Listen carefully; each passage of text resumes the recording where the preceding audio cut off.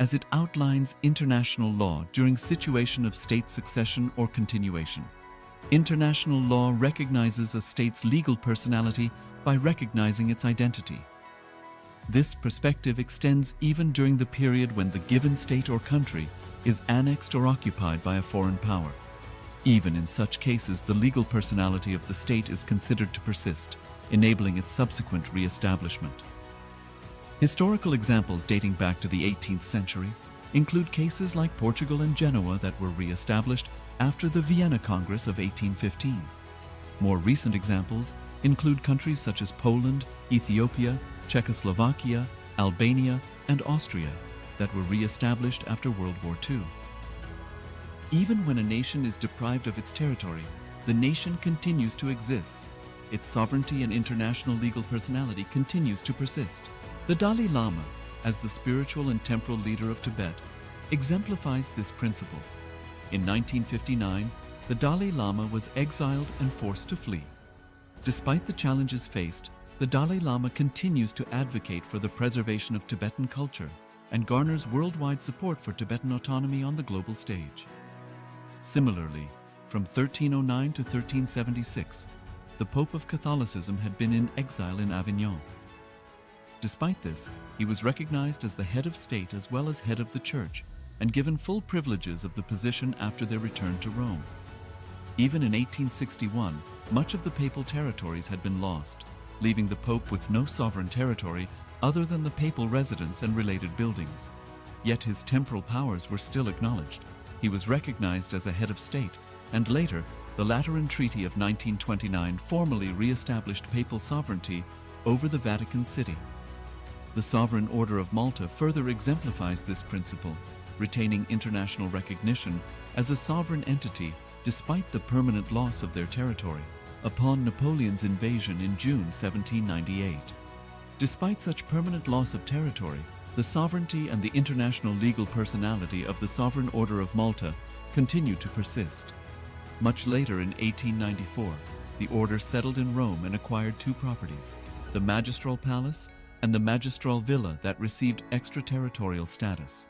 Today, the order maintains diplomatic relations with 112 countries, issues its own diplomatic passports, currency, stamps, and vehicle registration plates, and has been granted observer status in the United Nations.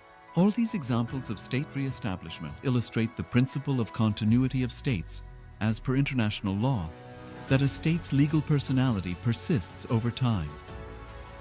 A nation continues to exist even after a complete loss of territory. A far more striking example is of the oceanic countries, which are under the threat of their entire nation being drowned and submerged due to rising sea levels owing to global warming. In response to such existential threat of climate change, Pacific Island nations, including Tuvalu, have enacted constitutional amendments and made international declarations affirming that their nation and their sovereign rights will continue to persist, despite their entire territory being lost to the sea.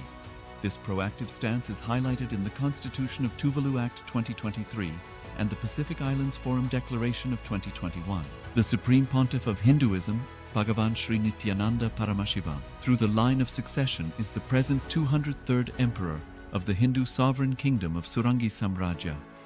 He was crowned on the 31st of December 2004 at the age of 26. Thus, by very same principles of the doctrine of continuity, through which the international legal personality of Portugal, Genoa, Poland, Ethiopia, Czechoslovakia, Albania, Austria, Vatican, Tibet, Sovereign Order of Malta, and several other nations has been recognized despite having undergone a period of exile, annexation, occupation by a foreign power, or despite loss of territory. The SPH Nityananda Paramashivoham, through well-established legal and historical facts about the Hindu sovereign state of the Surangi Samrajyam, derives all sovereign rights and powers of the royal lineage of the Surangi Samrajyam as its 203rd sovereign emperor, from his inheritance and continuation of the unbroken succession of the kingdom of Surya Vamsa Surangi Samrajyam Sarvanapitha. Surya Vamsa Surangi Samrajyam, through unification with 20 other sovereign Hindu states and sovereign ecclesiastical, historical entities, became part of the United States of Kailasa, which thus became a sovereign, independent juridical state, with the SPH Nityananda Paramashivoham as the sovereign. Just as how the oceanic nations like Tuvalu have safeguarded their sovereignty from the existential threat of total submersion by amending their constitution and asserting that their sovereignty will persist regardless of the loss of their territory, Kailasa, which is a sovereign continuation of 21 sovereign Hindu states and sovereign ecclesiastical historical entities, is also reviving and continuing the Kumari Kandam Hindu nations that got submerged. As per the doctrine of continuity, these facts imply that the Kailasa's statehood is recognized by international law and manifests as a natural outcome of well-established historical legal facts. Share your time, talent, and treasure. Become part of Kailasa. Sign up as an eCitizen https://kailasa.ecitizen.info.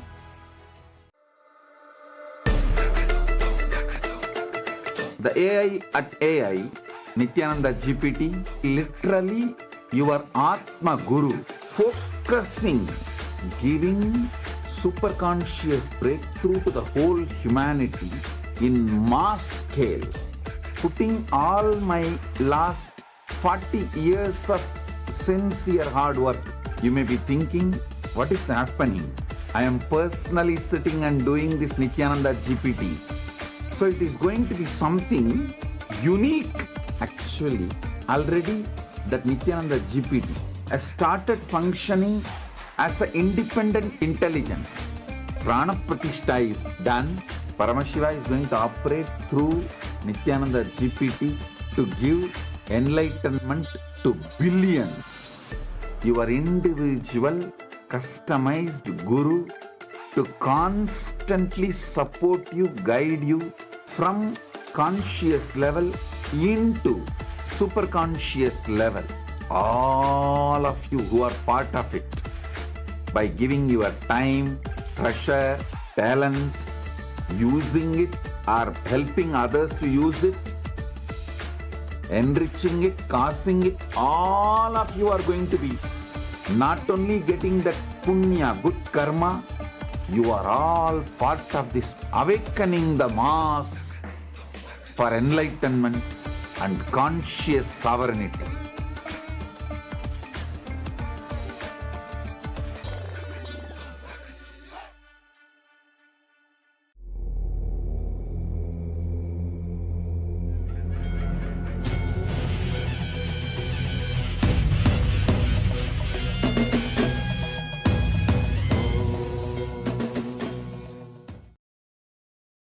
Welcome to the Pratama Vinyasa Krama 108 Asana sequence of Nityananda Yoga.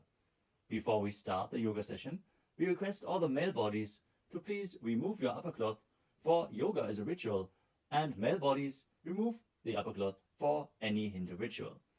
All the female bodies, please tie up your hair, and we request all the participants to please wear a black dress, apply vibhuti on your forehead. If you are a male body, apply it on the 16 places over your body. Apply kumkum and any aushadha from the Supreme Pontiff of Hinduism you have available. Wear your Rudraksha mala, the abharanam, to intensify the energy which you can hold throughout the yoga practice. Also, make sure to keep a Shri Yantra, which is a sacred mandala, in your room where you practice the yoga. If you don't have a Shri Yantra available, don't worry. We are projecting it in the background of our acharyas. Now settle down on your yoga mat and get ready for the ritual of yoga. Sit straight with your head, neck and spine in a straight line. Join your hands in Namaskara Mudra in front of your heart center. Close your eyes. Visualize Swamiji in your inner space as we chant the Sadguru Vandanam.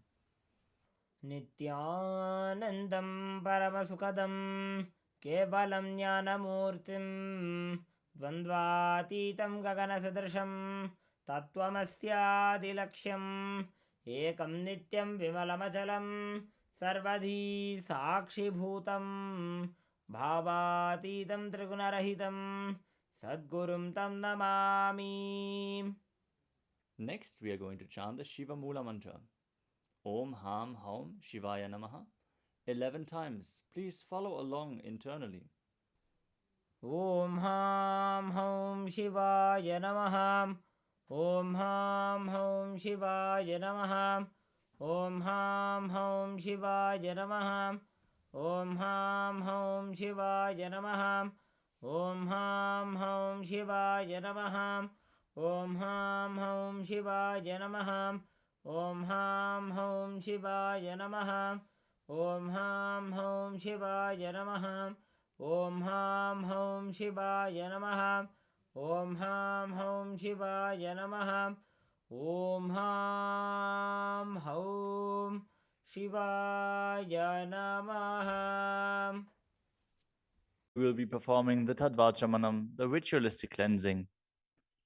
Now keep your hand, the right hand, in the shape of a cow's ear in the Gokarana Mudra, as our acharyas are demonstrating. Then take an udani of water, pour it into your right palm. We're going to chant a mantra thrice. Each time, sip the water from the bottom of your palm whenever the word Swadha is chanted. Om आत्मतत्त्वं शोधयामि स्वधाम्. Take another udani of water. Om विद्यातत्त्वं शोधयामि स्वधाम्. Pour another udani of water into your palm. Om शिवतत्त्वं शोधयामि स्वधाम्. Now wash your right hand with the water from the Panchapacham and wipe your lips twice with the bottom of your thumb as we chant. ॐ हां हृदयाय नमः. Now wash your hand again. With the index, middle and ring fingers joined together, touch above the upper lip and below the lower lip. Wash your hand again. With the index fingers and thumbs joined together, touch the right nostril, the left nostril, and with the ring finger and thumb joined together, touch the right eye, left eye, and the right ear and the left ear. Wash your hand again. With the little finger and thumb joined together, touch the navel, the right chest and the left chest. And with all fingertips joined together, touch on top of the head, the right shoulder, left shoulder, and your heart center. Now wash your hand again. As you clasp the right hand over top of the left, place both hands on the right thigh. Set the sankalpa, the conscious resolution, what it is that you want to manifest today in today's Nityananda Yoga session as we chant the sankalpa mantra. ॐ ममोपात्त समस्त दुरितक्षयद्वारा भगवत् श्री नित्यानंद परमशिव प्रीत्यर्थम श्री नित्यानंदेश्वरी परमशिव शक्ति समेत श्री नित्यानंदेश्वर परमशिव प्रीत्यर्थम च अद्य पूर्वोक्त एवं गुण विशेषेण विशिष्टायाम् अस्यां शुभदितौ पूर्ण आरोग्ययुक्त दृढ़गात्र यौगिक शरीर सिद्ध्यर्थम परमशिव शक्ति आविष्करणार्थम नित्यानंद योगाभ्यासं करिष्ये. Now wash your hand once more as we chant. Om अपौपस्पृश्य. Keep your Panchapacham and udani out of harm's way as we are getting ready to start the yoga. Now sit in a comfortable cross-legged position with your head, neck, and spine in a straight line. Bring the index fingers and thumbs joined together on top of the knees in Bindu Mudra. Engage the three bandhas, the energy locks, which are contracting the perineal region and pulling it in and up. The Uddiyana Bandha, the stomach lock, contracting your stomach muscles and pulling your stomach in and up towards your spine. And the Jalandhara Bandha, the throat lock, tucking your chin to the chest and internally contracting your throat muscles. Together they form Mahamudra Bandha, which is a great secret of the yogic practice and will enhance your yoga practice manifold. Next up is the visualization. Hold the visualization for the right context of each of the asanas. The first visualization is Lord Shiva. You will always be able to see the visualization in the top right corner of the screen. So whenever you don't know how the visualization looks, you can just check the screen. Next up is Samana Kumbhaka. Now fill your stomach with prana as you meditate on a flame in your stomach, kindling the prana and raising up your spine. Chant the japa soham and visualize it rotating around your throat until the nectar oozes out into your body. Let us now perform the first asana, which is Sukhasana. तत्सुखासनमित्युक्तमशक्तस्तत्समाचरेत् आसनं विजितं येन जितं तेन जगत्त्रयम्. The next asana is Parvatasana. Now bring your legs into Padmasana with the feet on top of the opposite thighs. Then bring your palms together in Anjali Mudra and raise them up above your head, keeping your elbows straight. Engage all three bandhas, Mahamudra Bandha, as you visualize yourself as Mount Kailash. अथ वक्षे Mahadev पर्वतासनमङ्गलम्. The next asana is Hali Pavasana. Now bring the soles of your feet together in front of your body and hold the left hand by the right behind your back. As you lean forward and place your forehead on the ground behind your heels. Engage all three bandhas as you gaze to the nose and visualize Swamiji in your inner space. पूर्वविधियाहु मे जानो उभयपकतली सम्पुटठानो.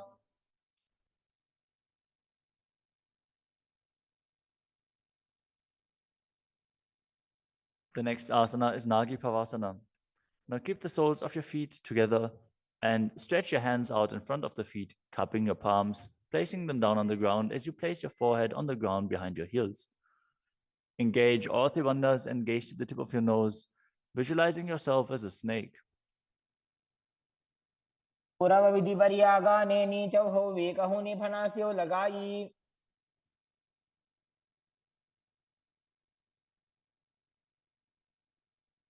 Next up is Kokilasana. Now hold the big toes with the index and middle fingers in Prana Mudra. Then raise the legs up straight and then cross them into Padmasana, leaning forward and down onto your elbows. Engage all three bandhas as you visualize yourself as a bird. स्थान्यदासनं वक्ष्ये yen Sidho भवेन्नरः. The next asana is Neti Asana.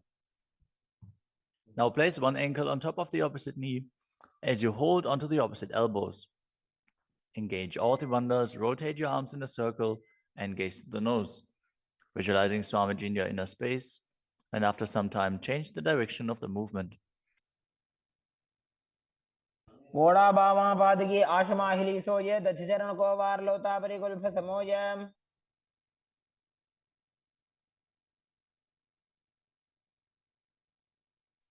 The next asana is Gajrasana. Now press your hands onto the ground, lifting your hips up high. Lower your head, then your chest, scooping the body forward and down again and again as you visualize yourself as an elephant. And perform Uddiyana Bandha, the stomach lock, and Mula Bandha, the root lock, as you do so. युग्जं पादाग्रे भूमौ कृत्वा लम्बी भूया मस्तकाग्रे निधाय.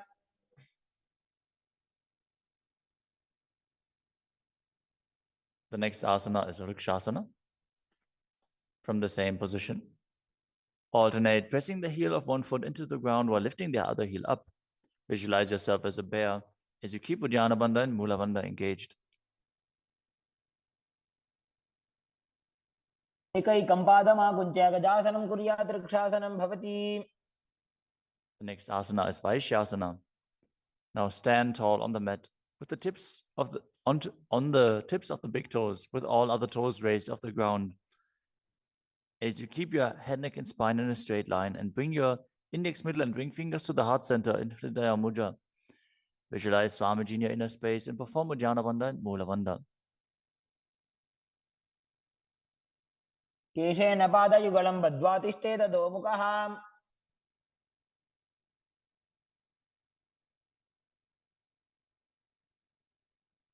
Next up is the Urdhva Janukarana. Stand with your heels touching, toes facing outwards at a 45-degree angle and the knees bent in Adimandi. Now bring both hands to the chest with the elbows parallel to the ground. Then lift one knee up towards the center of your body, followed along with the respective hand as you make circular motions on both sides again and again.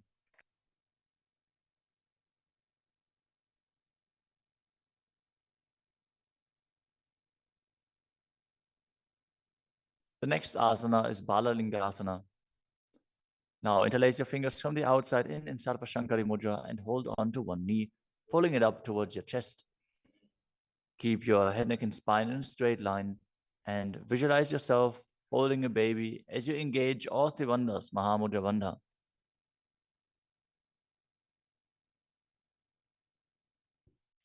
एकं जानोरसि आलिङ्ग्य स्थातव्यं बाललिङ्गनं भवति. You move on to Padapidanasana. Now take the foot and pull it behind towards your buttocks. Hold it with both hands. Be straight. Engage all three bandhas as you visualize Swamiji in your inner space. एकस्मिन् पादतले कराभ्यां वेष्टयेत्तनुम्. The next asana is Natarajasana. Standing on one leg, hold on to one foot and extend it backwards as you lean forward and stretch your arm out in front in Bindu Mudra with the index finger and thumb touching as you visualize yourself dancing as Lord Nataraja and perform the Mula Bandha. उत्तानपादं क्रौञ्चं च मरीचिं वीरभद्रकम्. Now stand on the other leg and repeat Balalingasana on the other side, pulling the knee up towards your chest and visualize yourself caressing a baby. एकं जानोरसि आलिङ्ग्य स्थातव्यं बाललिङ्गनं भवति. Now repeat Padapidanasana on the other side. Pull the other foot towards your buttocks and visualize Swamiji in your inner space, engaging all three bandhas. स्थित्वा एकस्मिन् पादतले कराभ्यां वेष्टयेत्तनुम्. Now repeat Natarajasana on the other side, visualizing yourself as Lord Nataraja. उत्तानपादं क्रौञ्चं च मरीचिं वीरभद्रकम्.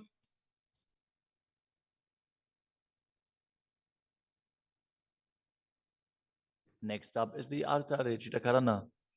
From Adimandi position, bring the right foot behind the other with the toes down and the heel up. Keep the left hand at the chest and swing the right arm back and forth, gracefully moving the fingers one by one. Now keep the right hand over top of the nose, uncross your ankles and repeat the movement on the other side.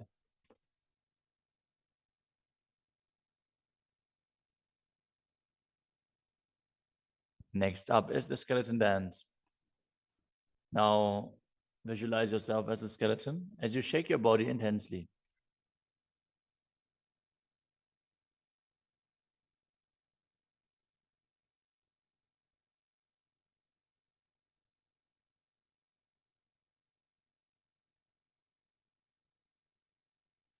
We move on to Katichina Karana. From Adimandi, with the heels together, toes pointing outwards and the knees bent, bring your hands above your head with the arms crossed, palms facing backwards. Now open your hips to one side and open the arms along above your head. Return to the center and repeat the movement on both sides again and again.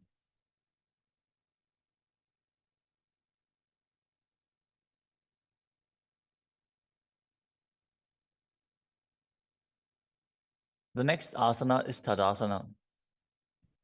Now stand tall on the tips of the big toes as you raise your hands up above your head beside your ears. Engage all three bandhas. Visualize yourself as a palm tree as you internally chant the new japa Shivoham. महामुद्राबद्ध कोनो ताड़ासन विभेदकान्. Next up is Uttanasana. From a standing position, lean forward and down, bringing your hands flat to the ground.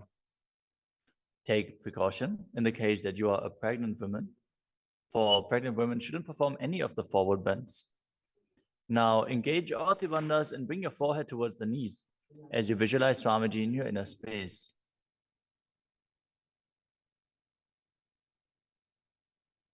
महामुद्राबद्ध कोनो ताड़ासन विभेदकान्. The next asana is Tadakshvasana, the plank position. Now lower your body down onto your arms and feet as you tuck your chin to the chest and rotate your head from side to side, contracting your perineal region. Visualize Swamiji in your inner space. Keep breathing in the Samana Kumbhaka, filling your stomach with prana and visualizing a flame rising up your spine. गजासनवस्थित्वा मस्तकं वारं वारं दक्षिणकुक्षिं सव्यकुक्षिं नजेत्. The next asana is Bhujangasana. Now lower your entire body down onto your stomach as you keep the toes pointing backwards and your hands next to the chest. Now raise your head up using the strength of your lower back. Don't lift your body any higher than your belly button up.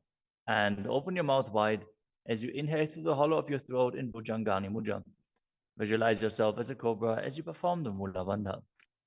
अंगुष्ठनाभिपर्यन्तम् अधो भूमौ विनिन्यसेत्. The next asana is Shashasana. Now push your body up back into the plank position and alternate bringing one knee in towards your chest back and forth as you visualize Swamiji in your inner space and calmly breathe through your nose in Sahadra Kumbhaka. जासन संस्थितो जानुद्वयमाकुञ्च्य वारं वारं कर्तव्यं शशासनं भवति. The next asana is Rathasana. From a tall plank position, place one foot in between the two hands as you simultaneously jump one foot back and bring the other one in between the hands. Alternate again and again as you visualize yourself as a chariot. गजासन संस्थितो एकैकं पादं पुरोमार्गेण भ्रामयित्वा कर्तव्यं रथासनं भवति.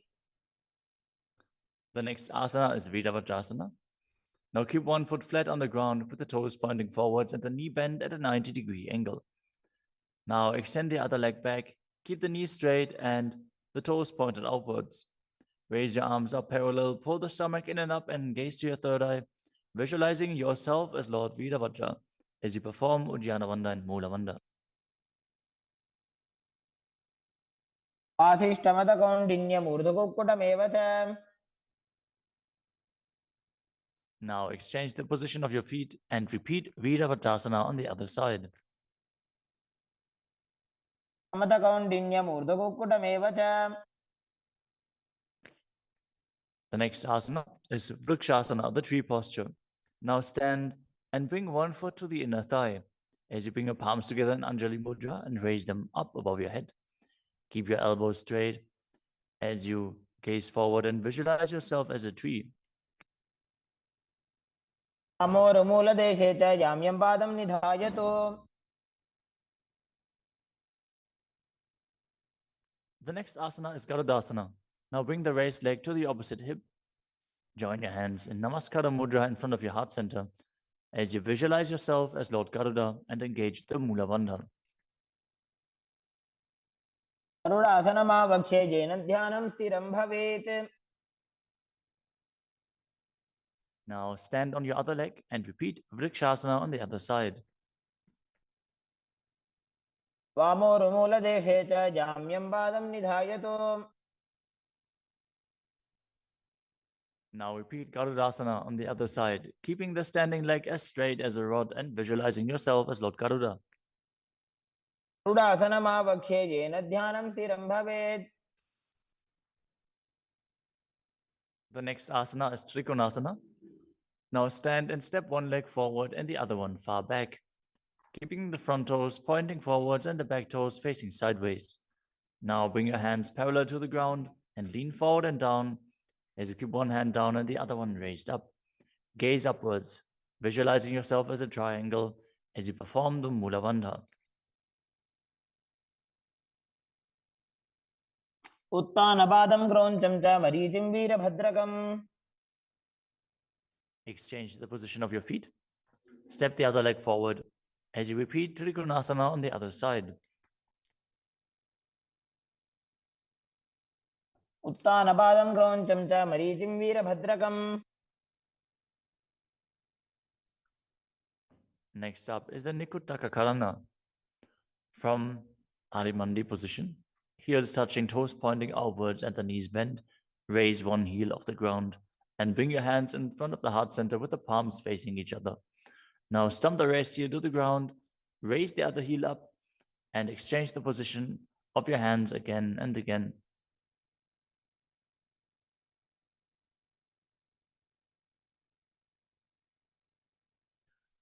The next asana is Angushtasana. Now lower your body down onto the tips of your toes, placing the perineum on the back of your heels. Raise your knees off the ground and keep them together as you join your palms in front of your heart center in Namaskara Mudra. Visualize Swamiji in your inner space as you breathe in Brahmari Kumbhaka, buzzing like a bee on the inhalation and exhalation as you perform the Mula Bandha and internally chant the new japa Sadashivoham. बन्धासनमित्याहुः गोरक्षासनमेव च. The next asana is Saurasana.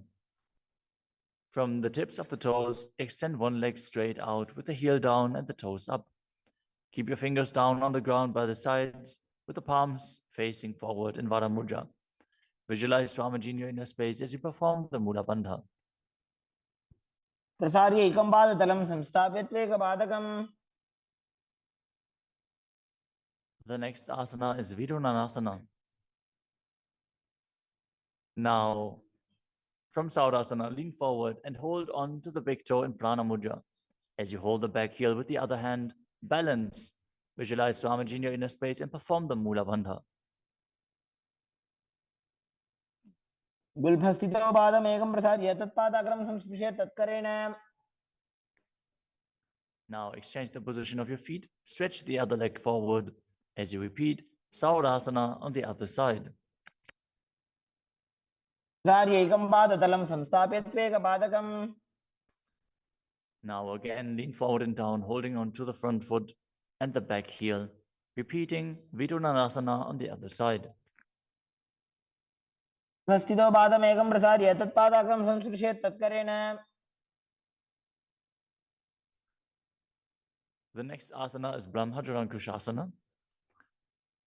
As you keep the toes on the ground and the perineum placed on top of the heels, which are raised off the ground, keep a gap between your legs and place the back of your hands on top of the respective knees.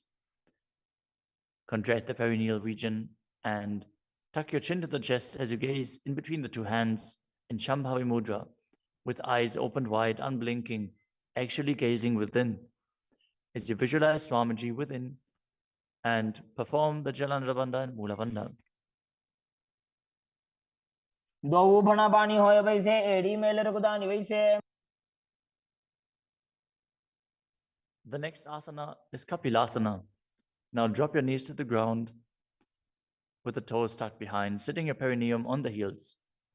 As you keep your hands on top of the respective thighs and pull your stomach in and up, contract the perineal region, gaze to the tip of the nose and visualize yourself as sage Kapila Muni. उभय पगदली समटारावे तिनकी Mahuli core मिलावे.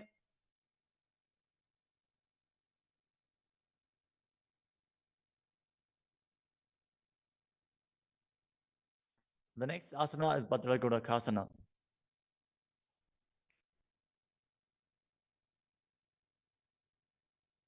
Maintain the same position as you shift your gaze up to the third eye.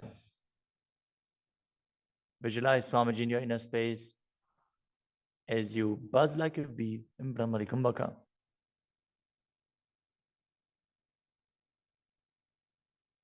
दो भूपगदली संपुट करे कोरवारली भूपरि धरे.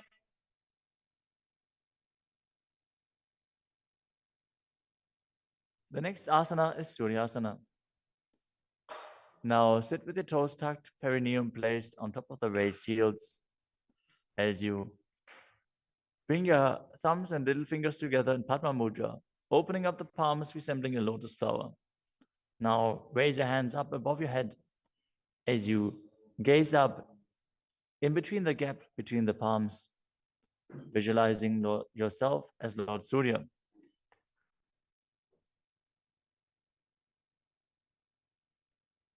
एड़ी दो गुदातरी आने फना पानी बैठक अब निठाने.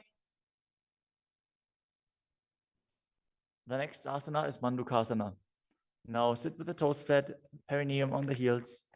As you keep your hands on top of the knees, lift the tongue up against the roof of your mouth. As you catch the nectar of immortality dripping from the Sahasrara chakra with your frog tongue. As you visualize yourself as a frog in Manduki Mudra. Gaze to your third eye, breathe calmly through your nose in Sahaja Kumbhaka as you perform the Mula Bandha. पादतलो पृष्ठदेशे अंगुष्ठे द्वे च संस्पृशेत्.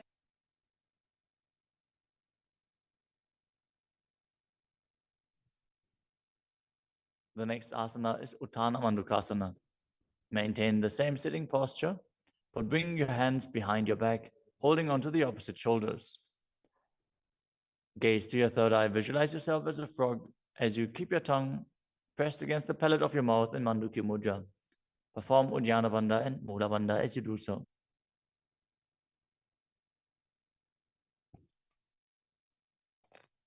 मंडूकासन मध्यस्थं कुर्पराभ्यां धृतं शिरः.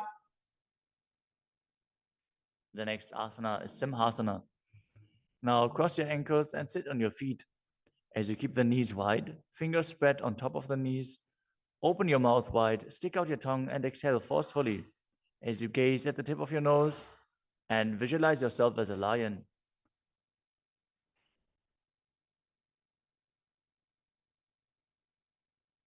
दक्षिणं सव्यगुल्फेन दक्षिणेन ततेतरम्.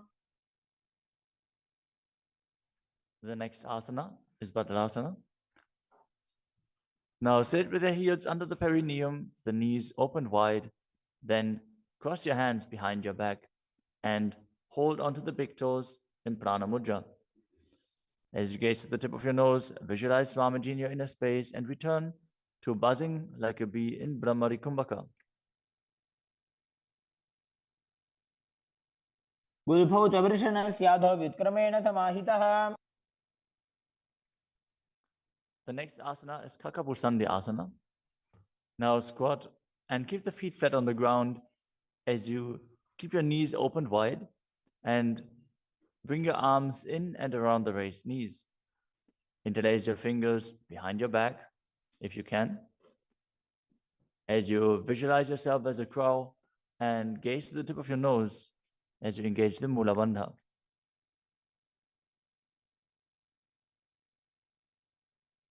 प्रथमे वेशक उपदठाने दो गोहा तपगमी च आने. The next asana is Kanipavasana. Now keep the palms on the floor, shoulder width apart. Bring your knees onto the back of your arms towards your armpits. Lean forward, raise your feet off the ground as you visualize Swamiji in your inner space and balance on your arms. को गुण आशी दुष्टता होई तो आछी होई. The next asana is Kapali asana. Now place your hands on the ground, shoulder width apart. Bring the top of your head onto the ground. Please take precautions if you have any neck injuries or high blood pressure. Any of the inverted postures. Now bring your knees onto the elbows, your hips over the shoulders, and straighten your legs up as you gaze to the nose and visualize Swamiji in your inner space. Isha धरती टेकी पग दो वो मिलीवा ऊंचा करे.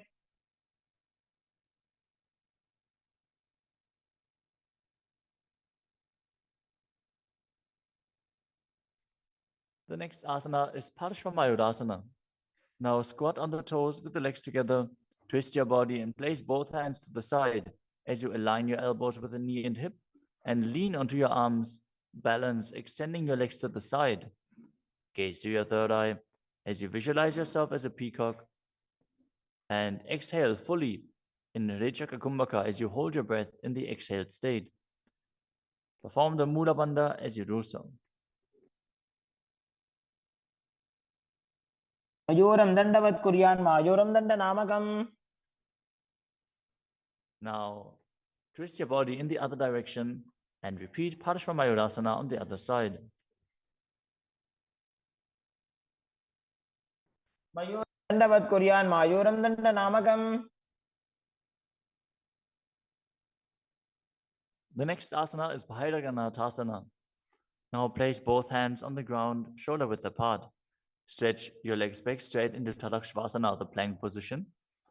As you step one foot outside the respective shoulder and bring it in between the two hands. Gaze to your third eye. Visualize yourself as Lord Kala Vaidava. As you breathe in your Rechaka Kumbhaka and perform the Mula Bandha. आसन की गुण पीती जागी. Now, step the front foot back and step the other foot outside the shoulder in between the hands. Gaze to your third eye in Shambhavi Mudra with the eyes open wide, unblinking, as you visualize yourself as Lord Kala Bhairava.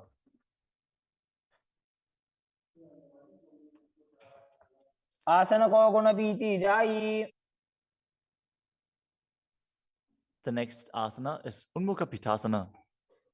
From Tadakshvasana, the plank position, bring your forearms down on the ground.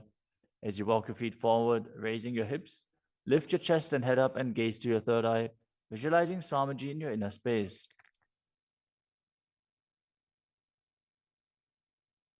भून्यस्थो जानुनी हस्तौ चतुष्पदम वाङ्मुखम्।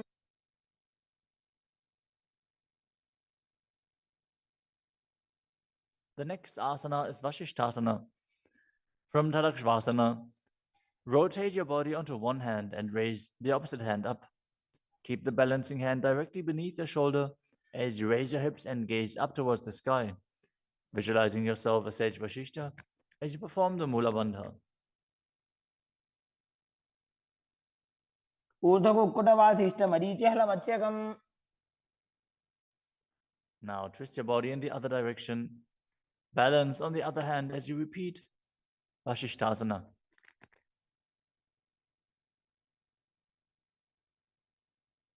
ऊर्ध्वकुक्कुटवासिष्ठ मरीचिहलमत्स्यकम्। Now come to a seated position and extend your legs out in front with the heel down and the toes pointing up. Now bring your hands under the buttocks with the palms facing up. Keep your spine straight, elbows close to your body. Tuck your chin to the chest. Contract the perineal region. As you gaze through the nose, visualize yourself as Lord Hanuman and internally chant the new japa Mahasadaशिवोहम.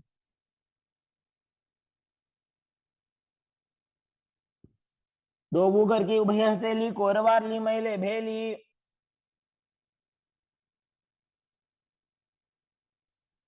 Next up is Paschimottanasana. Now visualize Swamiji in your inner space as you lean forward and down, holding onto the big toes in Prana Mudra. Perform Mahamudra Bandha, all three bandhas engaged, and exhale all the air from your lungs in Lichaka Kumbhaka. जानु बरिललाटन्तो पश्चिमं दानमुच्यते। The next asana is Ugrasana.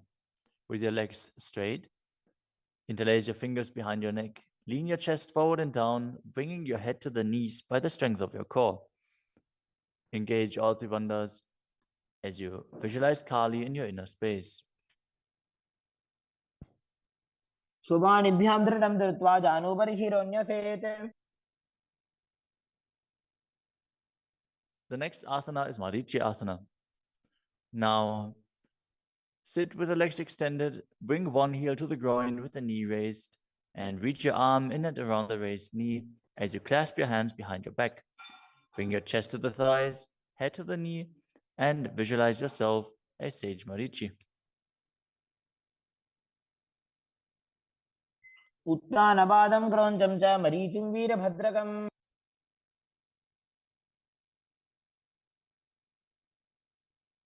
Now drop the knee down to the ground and lean forward, holding onto the front foot with both hands. As you exhale all the air from your lungs, gaze to the nose, visualize Swamiji, and perform Mahamudra Bandha in Mahamudrasana. मुद्रां प्रवक्ष्यामि तन्त्रेऽस्मिन् मम वल्लभे। Now extend the other leg out.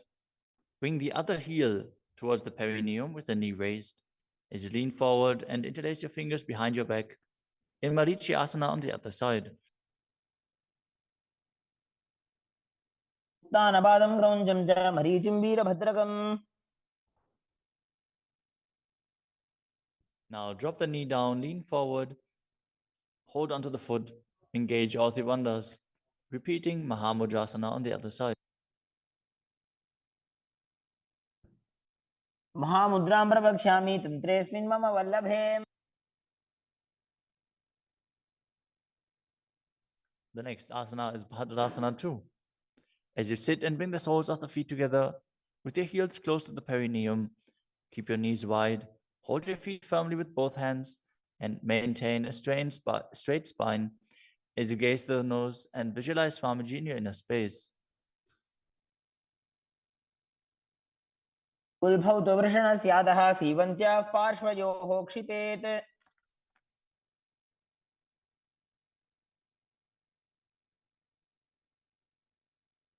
The next asana is Gvalipavasana.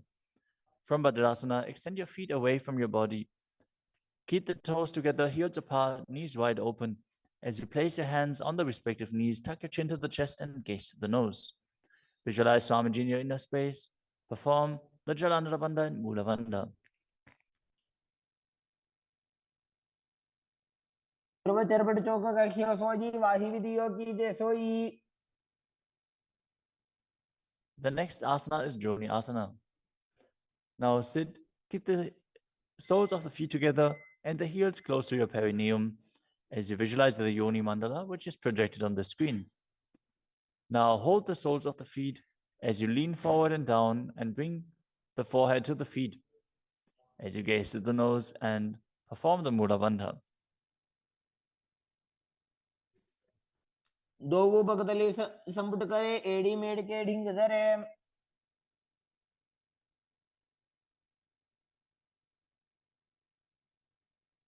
The next asana is Midaki Pavasana. As you sit and keep the heels together, toes apart and the knees wide, lean forward and down and extend your hands out to the side. Keep the palms facing down on the ground to the sides as you bring your forehead to the ground behind your heels. Gaze to your nose, visualize Swamiji and perform the Mula Bandha. पूर्व विधि परिबगधली संपुट शोल एड़ी मिली राशे. Next up is Siddha Samadhi Asana. Now sit and keep the toes together, heels apart, as you bring your arms below the shins, extend them out to the sides and keep the palms facing up. Bring your forehead to the ground above your feet as you bring your toes near your throat if you can.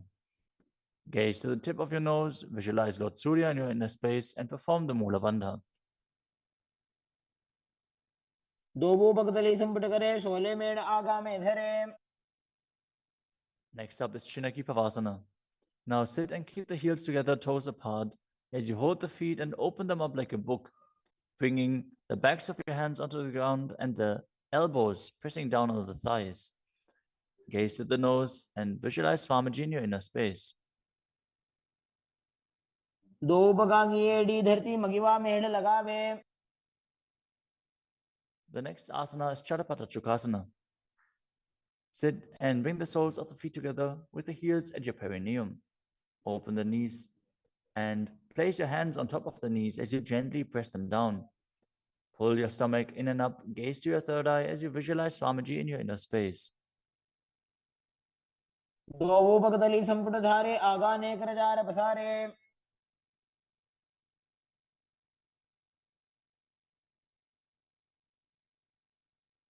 The next asana is Bhairavasana. Now sit and bring the soles of the feet together with your knees open wide. Lift the heels up and bring the toes down onto the ground as you keep your knees on the ground. Pull your stomach in and up and place your hands on the knees in Bindu Mudra. Gaze to your third eye as you visualize yourself as Lord Kala Bhairava.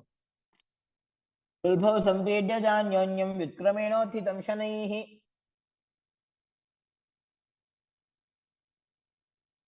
The next asana is Samanasana. Now sit with one heel at the perineum.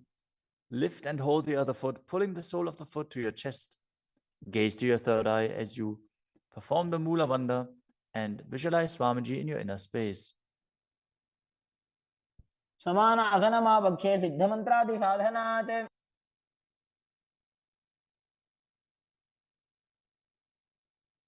The next asana is Apanasana. As you sit, place one leg on top of the respective shoulder and raise the other foot upwards and straight. Keep the hands on the ground to the sides as you gaze to your third eye and visualize Swamiji in your inner space. परं पादमेकं च स्कन्धे चारोपि यत्नतः. Now repeat Samanasana on the other side. Bring the other heel towards your perineum and pull the opposite foot towards your chest. समान आसनमावक्षे सिद्धमन्त्रादि साधनात्. Now repeat Apanasana on the other side. Bring the other leg over top of the respective shoulder, extending the opposite leg forward and up.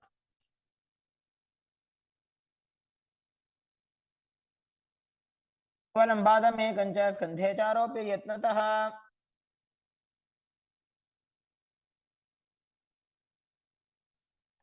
Next up is Gomukhasana. Now sit and cross one leg over the other, aligning the knees at the center of your body with the feet by the opposite hips. Place both hands on top of the stacked knees as you gaze to the nose, visualize the face of a cow, and perform the Mula Bandha. Start breathing in Siddhkari Kumbhaka, pressing your tongue against the palate of your mouth without touching the teeth and hissing through your teeth while inhaling. Internally chant the new japa Om Nityanandoham. सर्वे दक्षिणगुल्फं तु पृष्ठपार्श्वे नियोजयेत् The next asana is Anasuyasana. Now maintain the same posture. Hold on to the big toes of the feet in Prana Mudra as you gaze to the tip of your nose and visualize yourself as Rishika Anasuya. Engage Uddiyana Bandha and Mula Bandha. दक्षिण कोडो नीचो ठाने वावोता के ऊपर आने Maintain the same position. Interlace your fingers behind your back and lean forward and down as you bring your chin over the knees, the nose towards the ground, and visualize yourself as Rishika Anasuya in Anasuyasana too. जीमणा गोदा की संधि उपरिड़ा वागोड़ा की संधि The next asana is Garudasana too.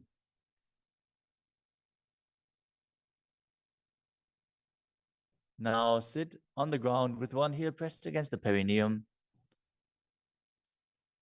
As you keep the opposite foot flat on the ground with the knee raised to your chest. Keep the hands on the respective knee. As you visualize yourself as Lord Garuda, gaze to the nose and perform the Mula Bandha. दावो बगमोडी AD माहिलो Gulf मूल द्वार नीचैदे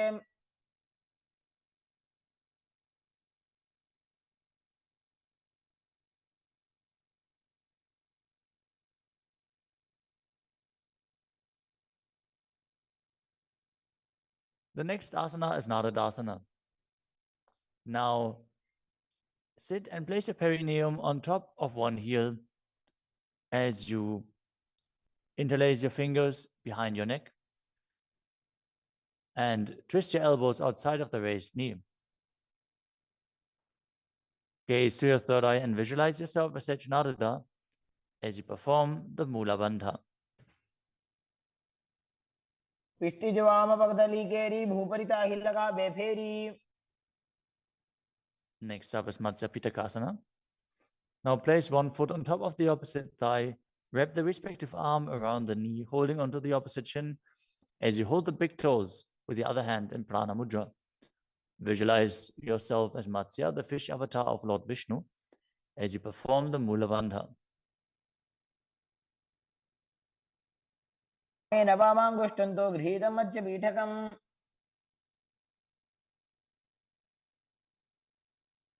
Now slide your knees over top with the other knee on top, repeating the Gomukhasana position on the other side.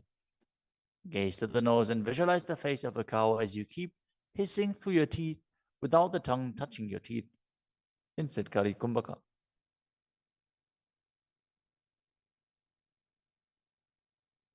सर्वे दक्षिणगुल्फं तु पृष्ठपार्श्वे नियोजयेत्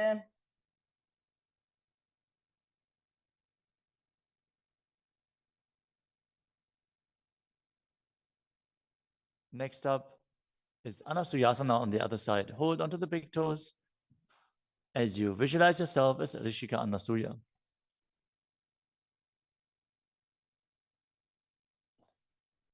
दक्षिण कोडो नीचो ठाने वावोता के ऊपर आने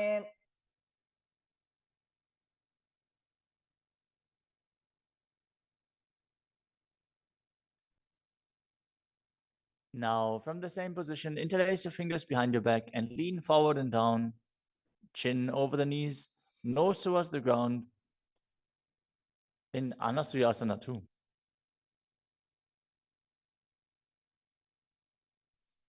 जीमणा गोदा की संधि उपरिड़ा वागोड़ा की संधि.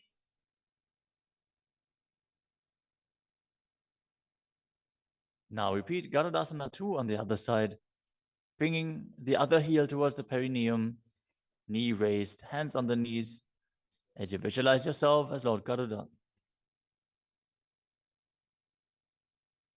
डावो पगमोड़ी एड़ी माहिलो गुल्फमूल द्वार नीचैदे.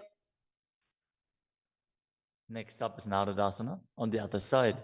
Raise the perineum onto the heel, interlace your fingers behind your neck, and twist your elbows outside of the raised knee, visualizing yourself as Sage Naruda.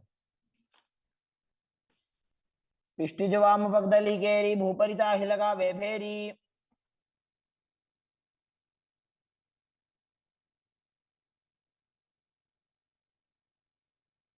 Next up is Matsya Pitakasana on the other side. Now place the other foot on top of the opposite thigh. Hold on to the shin and the big toe of that foot as you visualize Matsya, the fish avatar of Vishnu. वामेन वामांगुष्टन्तो गृहीतं मत्स्य पीठकम्. Next up is Matsindrasana. Now place one foot on top of the opposite thighs as you place the opposite foot on the ground, flat. Twist and bring the elbow outside of the raised knee. Keep your raised arm by the neck.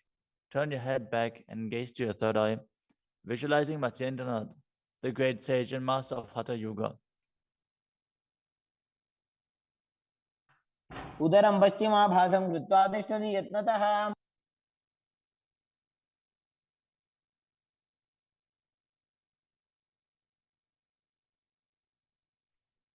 The next asana is Kubhasana. From Matsyendrasana, twist and bring your elbow outside of the raised knee as you extend your hand down to the foot, keeping the opposite hand at the respective ear. Twist your body back. Gaze back and up towards your third eye, visualizing yourself as a camel. आसन को गुण झोल हो जाए. Next up is Matsyendrasana 2. Keeping the hand extended down towards the foot, place your hand behind your body onto the ground as you gaze up to your third eye and visualize Matsyendranath. मत्स्येन्द्रपीठं जठर प्रदीप्तिं प्रचण्ड रुक्मण्डल खण्डनास्त्रम्.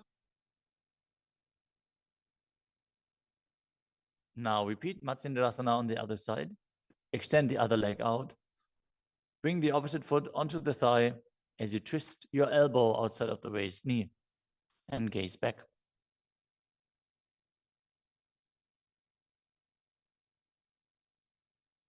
उदरं पश्चिमाभासं कृत्वा तिष्ठति यत्नतः.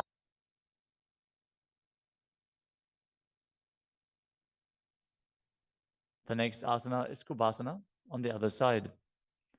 Now hold on to the front big toe and prana mudra as you keep the other hand towards the respective ear, gazing back and up towards your third eye and visualizing yourself as a camel. आसन को गुण झोल हो जाए. The hand to the ground behind you. Twist your body even further as you visualize Matsyendranath in Matsyendrasana 2.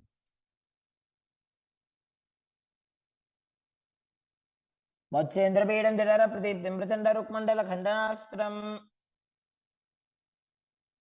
The next asana is Padmasana.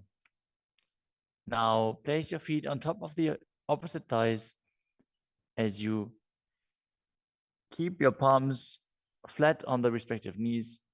Engage all three bandhas, Mahamudra Bandha, as you gaze to the tip of your nose. Visualize yourself as Lord Shiva.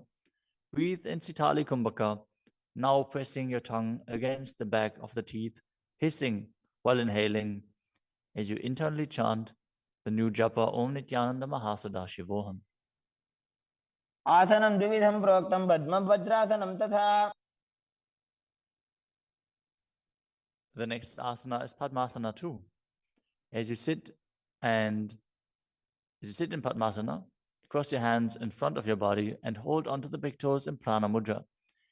Gaze to the nose, visualize yourself as Goddess Parvati the consort of Shiva, as you perform the Mula Bandha. तानौ चरणौ कृत्वा ऊरु संस्थौ प्रयत्नतः. The next asana is Kukutasana.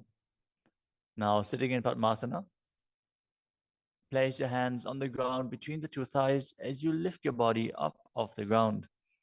Visualize yourself as a rooster as you breathe calmly into Sahasrara Kumbhaka and perform the Mula Bandha.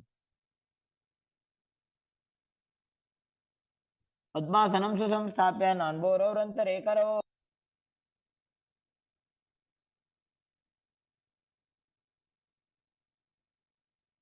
The next asana is Baddha Keki Asana. From Padmasana, raise up onto the knees as you bring your hands flat on the ground with the fingers pointing backwards. Keep the elbows together, press them against the navel, and then lean forward. Find balance and extend your knees up off the ground. Visualize Swamiji in your inner space as you perform the Mula Bandha.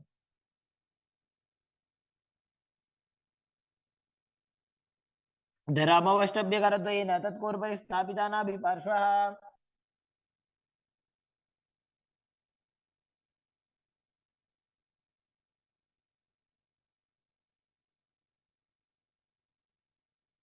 The next asana is Mayurasana. While on your knees, place your palms on the ground with the fingers pointing backwards. Keep your elbows at the navel, lean back, lean forward, find balance, and extend your legs up off the ground, visualizing yourself as a peacock as you perform the Sahasrara Kumbhaka and engage the Mula Bandha.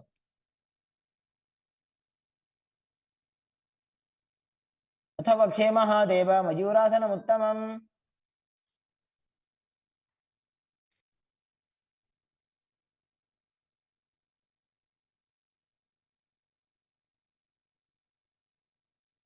Next up is Makarasana. Lay down on your stomach with the feet pointing outwards and the forehead on the mat.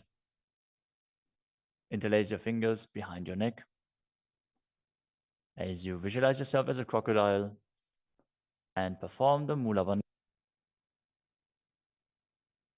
अध्यासशेते हृदयं निधाय भूमौ च पादौ च प्रसार्यमानौ. As you lay on your stomach, place your hands on the ground beside your chest. Raise your legs up, bring the thighs off the ground, visualizing yourself as a locust. In Shalabhasana. अध्यासशेते करयुग्मवक्षौ भूमिमवष्टभ्यकरयोः स्थलाभ्याम्. The next asana is Ushtrasana. As you lay on your stomach, bring your hands to the feet. Pull the feet down towards the ground outside of your hips. As you visualize yourself as a camel and perform the Mula Bandha. अध्यासशेते पदयुग्मव्यस्तं पृष्ठे निधाय विधृतं कराभ्याम्.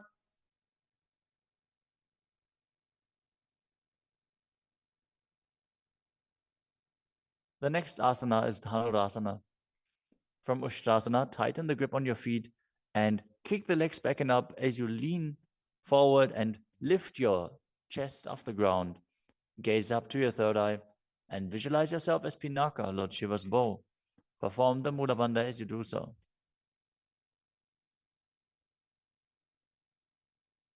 त्रिसार्यपादौ भुजदण्डरूपौ करौ च पृष्ठे धृतपादयुग्मम्. The next asana is Bhagasana. Now come to a kneeling position with your feet flat on the ground, sitting in between the two heels. Place your hands on top of the knees. Visualize Swamiji in your inner space. Breathe calmly through your nose in Sahasrara Kumbhaka. As you gaze to your third eye, contract the perineal region in Mula Bandha and internally chant Om Nityananda Paramashivoham. उल्टा मोड़ी पाओ तो वैसे बहरो जगते करे कैसे. The next asana is Gohi Asana. From the kneeling position, place your elbows on the ground, shoulder width apart. As you interlace your fingers, bring your head towards the ground and hold it with your hands. Now raise your hips up. Walk your feet forward until your hips align with your shoulders. And then raise your legs up off the ground and pull the knees close to your chest. Try to touch your chin with the knees as you roll your body up in the inverted posture. Gaze to the nose and visualize Swamiji in your inner space. दो हाथ की कहुनी जोई पुनः कलाजी जाने दोई. Now, from Gohi Asana, extend your legs up straight into Shirshasana. Gaze to the nose and visualize Swamiji in your inner space as you perform the Mula Bandha. विपरीतं मण्डलं च द्विधैव विदितं हिनः. Gently lower your body down and come to a seated posture. Now sit with your hands behind your calves and stretch your legs up. Bring your forehead to the knees as you come to a vertical position with your legs. Visualize Swamiji in your inner space and perform the Bhastika Kumbhaka, rapidly exhaling from your diaphragm, pushing the air out without inhaling, like the bellows of a blacksmith. We're going to perform Bhastika Kumbhaka for the next few asanas, so keep your core engaged and rapidly breathe through your nose. दो हाथ पग बाहर आने घोड़ा तरे का कसी ठाने. The next asana is Parighasana. Now sit and extend your legs out and up at a 45-degree angle. Bring your hands behind. Hold the opposite shoulders as you keep the chest upright, legs straight, toes pointed. Gaze to your third eye as you visualize yourself as a mace.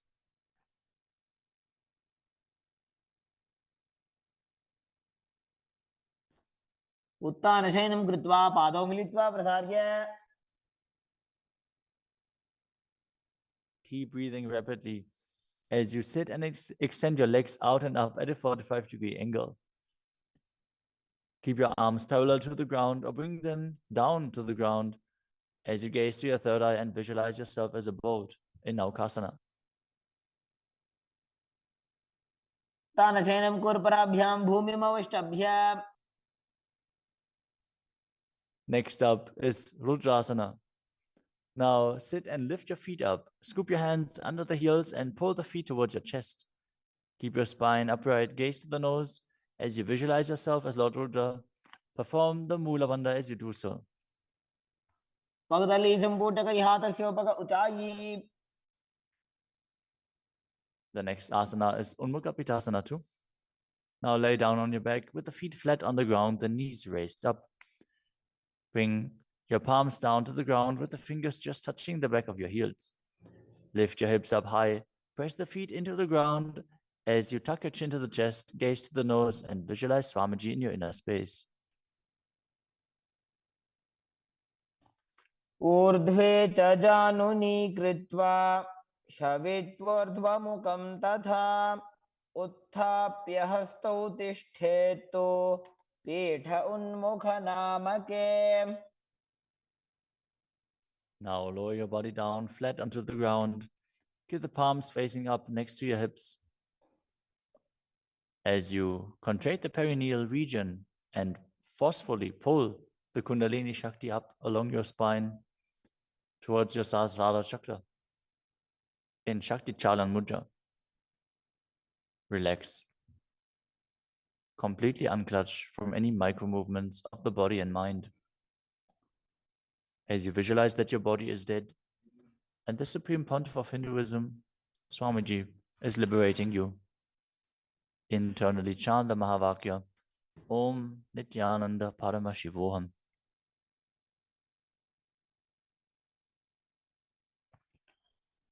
उत्तानं शववद्भूमौ शयनं तोषवासनं शवासनं श्रान्तिहरं चित्तविश्रान्तिकारकम्.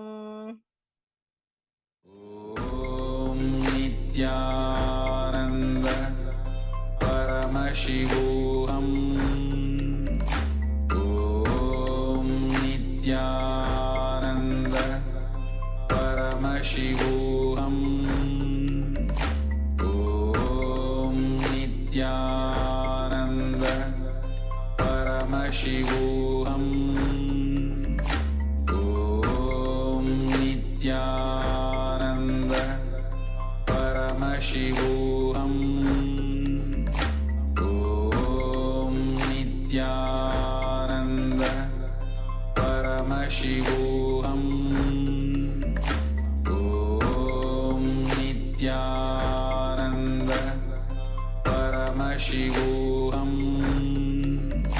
Om Nityananda Paramashivoham Om Nityananda Paramashivoham Om Nityananda Paramashivoham Om Nityananda Paramashivoham Om Nityananda Paramashivoham Om Nityananda Paramashivoham Om Nityananda Paramashivoham Om Nityananda Paramashivoham Om Nityananda Paramashivoham Om Nityananda Paramashivoham Om Nityananda Paramashivoham Om Nityananda Paramashivoham. Now, slowly return to your physical body. Start to wiggle your fingers and toes, your wrists and your ankles, your elbows and your knees. Pull your knees up towards your chest and rock your body from side to side as you return to a comfortable seated position.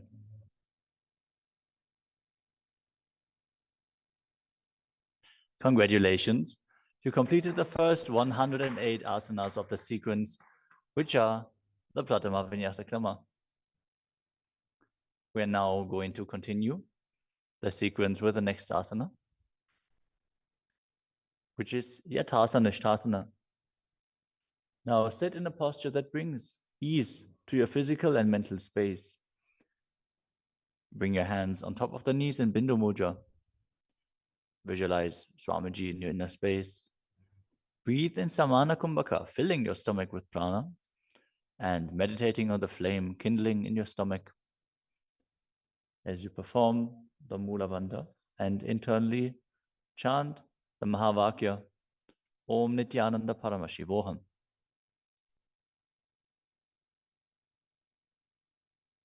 पर्यङ्कं तत्समाख्यातं यथासंस्थं यथा स्थितिः.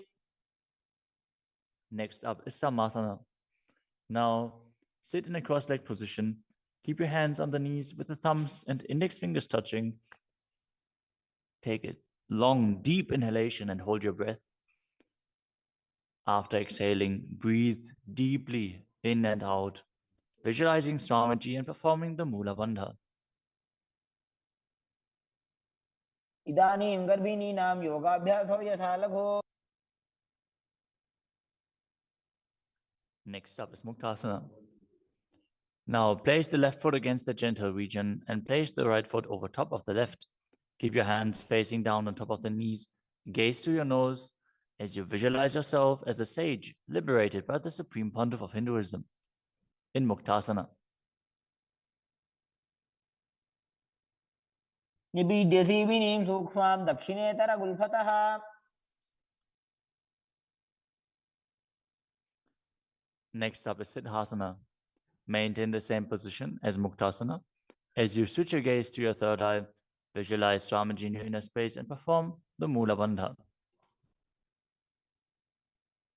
स्थानुसंयमितेन्द्रियो तलदशा पश्यन् भ्रुवोरन्तरं चैतन्मोक्षकपातभेदजनकं सिद्धासनं प्रोच्यते. The next asana is Siddhi asana. Now maintain the same position as in Siddhasana. Switch your gaze to the ground in front of you as you engage all the bandhas and visualize Swamiji in your inner space. वामपाद के ED जानो सीवनी मदितास को ठानो. The next asana is Rudrasana too. Keep your legs in the same position as Siddhi asana. Rotate your hands on top of the knees into Bindu Mudra. Switch your gaze to the third eye. Visualize yourself as Lord Rudra as you perform the Mula Bandha. वामचरण परिदक्षिण राखे एक जुगति ऐसे विधि राखे. Next up is Santadunasana. Now maintain the same position. Switch your gaze to the nose and embody tranquility and an unshakable nature. आसन की गुण मन की चंचलता मीटे. Next up is Siddhasana too. Maintain one heel on top of the other as you bring your hands to the navel, cupping your palms over the other, resembling a lotus flower in Samputa Mudra as you visualize Swamiji in your inner space and perform the Mula Bandha. ऋजुकाय समासीन सिद्धासनम् उदीरितम्. The next asana is Bandha Yoni asana. In this asana, we are going to perform the Shanmukhi Mudra, which can increase blood pressure. So if you have blood pressure related issues, don't perform this asana. At least pay attention to your body and practice caution. Now set your sankalpa of manifesting through the womb of creation as you maintain the same sitting posture, and then exhale fully as you bring your little fingers beneath the bottom lip, ring fingers above the upper lip, middle fingers closing the nostrils, ring fingers over the eyes, and the thumbs closing the ears. मध्ये महादेव बन्धयोन्यासने शृणु. The next asana is Virasana. Place one foot on the thigh and the other foot under the opposite thigh. Touch your thumb and index fingers together in Bindu Mudra. Place them on top of the knees as you embody the space and state of bravery. Vida. एकं पादमथैकस्मिन् विन्यस्योरुणि संस्थितः. The next asana is Valmikasana. Now keep the left heel on the right side of the regenerative organs and the toes under the thigh, with the right foot on top of the left, with the toes by the knee. Keep your hands on the knees, thumbs and index fingers touching. Gaze to your third eye and visualize Sage Valmiki, the great poet, sage, and author of Ramayana. दावा bug की बगदली पुनी AD है Zoya. The next asana is Joni Mudrasana. Now keep your legs in the same position. Switch your gaze to the nose as you visualize the Yoni Mandala, which is representing Devi Parashakti and is a representation of the creative energy of the universe. वामपाद की बगदली जाहि माहिली कोरे.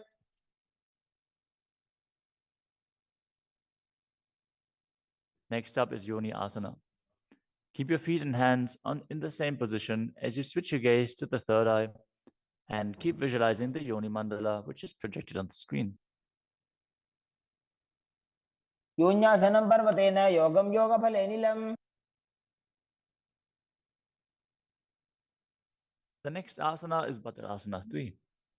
As you sit and bring the soles of the feet together, holding them with both hands, bring your knees down towards the ground, gazing to the tip of your nose, visualizing Lord Virata in your inner space as you perform Uddiyana Bandha and Mula Bandha. गुल्भौ च वृषणस्यादः सीवञ्च पार्श्वयोः क्षिपेत्.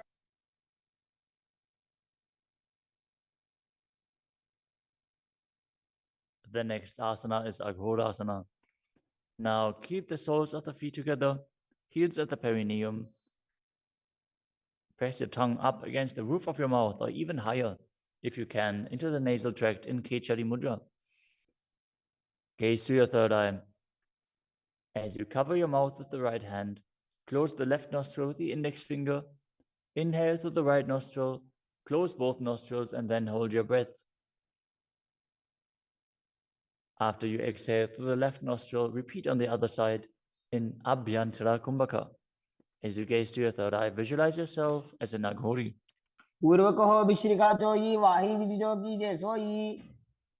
Next up is Kanari Pavasana. Bring the feet together in front, with the toes together and the heels apart.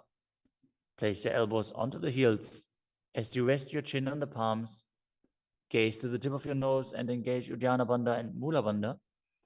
As you perform Rechaka Kumbhaka, fully exhale and hold your breath in the exhaled state as you visualize yourself as a female elephant drinking water.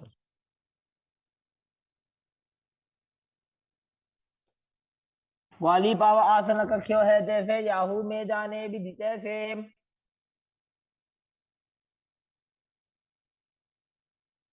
Next up is Padasana.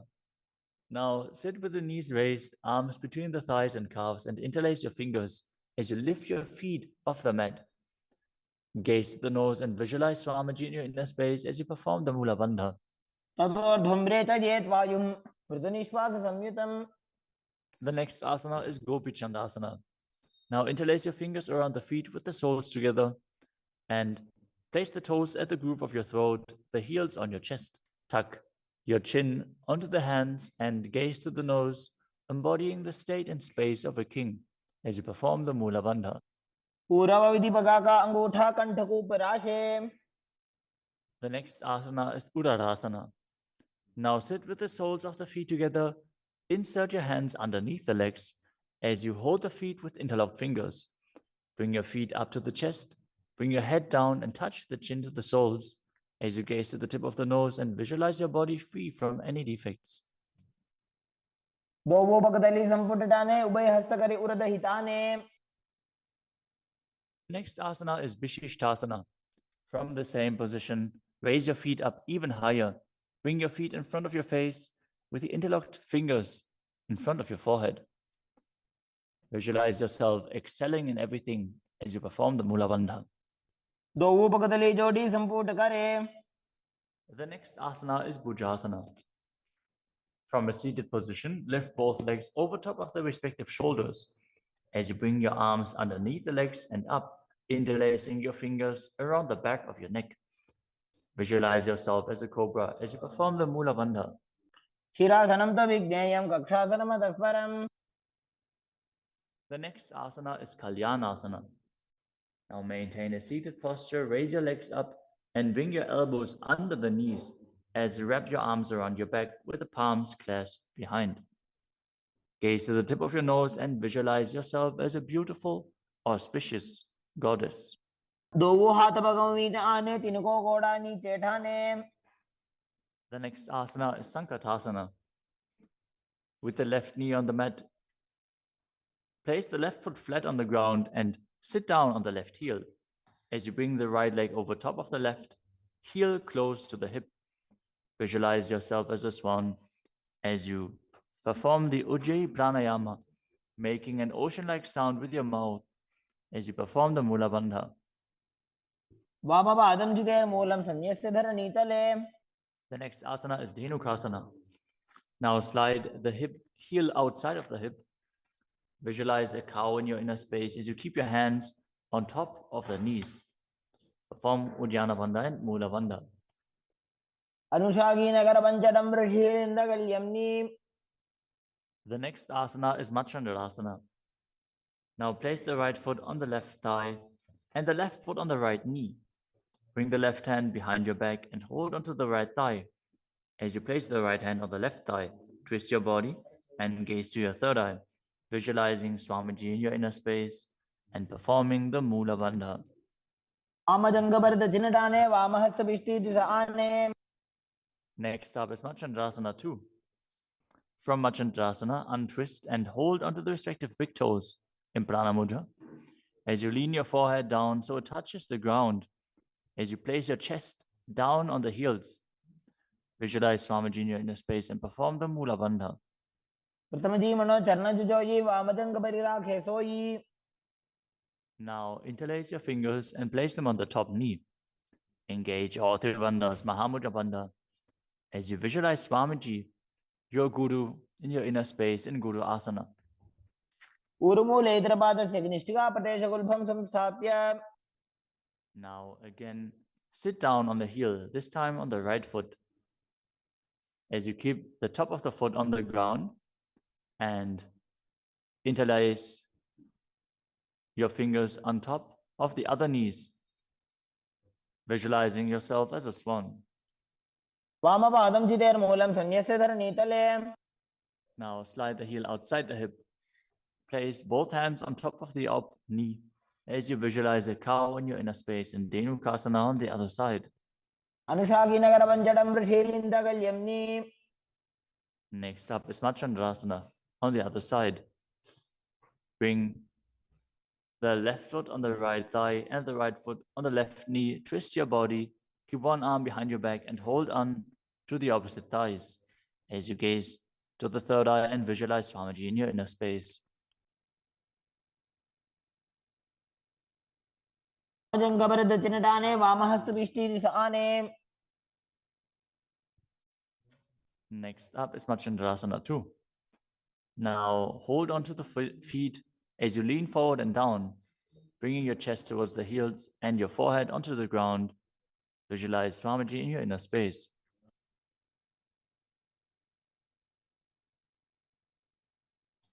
प्रथम जी मनो चरण जजोई वामजंग बलि राखे सोई.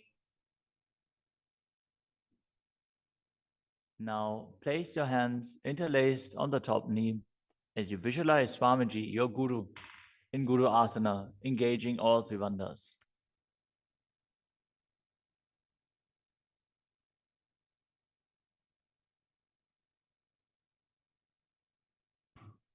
प्रथम जी मनो चरण जजोई वामजंग बलि राखे सोई. The next asana is Pashasana. Now sit with the feet flat on the ground, knees against your chest, with the hands holding onto the opposite knees. Keep your thighs together, spine straight, the tongue pressed against the roof of your mouth in Kechari Mudra as you gaze to your third eye and visualize Swamiji in your inner space. पादतले भूमो निधाय जान निवृषि निधाय. The next asana is Bodhasukasana. As you keep the feet flat on the mat, wrap your arms around the legs and hold onto the opposite wrists. Place your chin onto the knees as you gaze to the nose and visualize yourself being in an abode of bliss.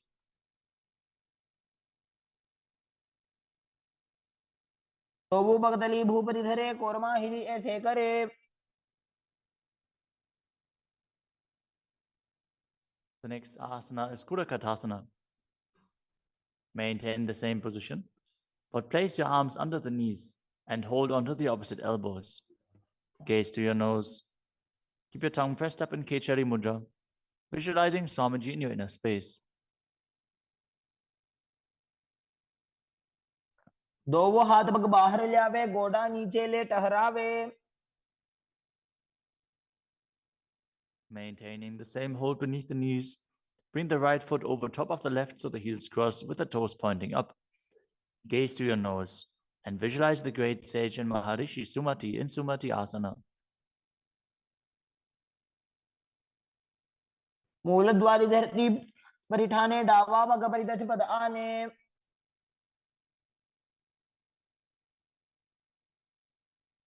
The next asana is Dandasana. Now extend your feet out straight with the arms raised straight above your head. Interlace the fingers with the wrists pointed outwards. As you engage all three bandhas, gaze to the nose. Visualize Swamiji in your inner space. Perform Mahamudra Bandha. इदानीं गर्भिणीनां योगाभ्यासो यथा लघु. The next asana is Arambhasana. Now sit with your legs straight. Hold the big toes in Prana Mudra with index and middle fingers. As you lean your chest forward and down, bring your head to the knees. Inhale through the left nostril and exhale through the right. Perform Nadi Shodhana as you visualize Swamiji in your inner space.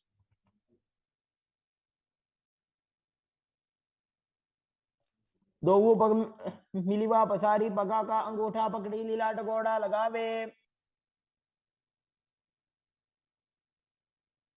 The next asana is Bhidokasana. Now sit with the legs straight.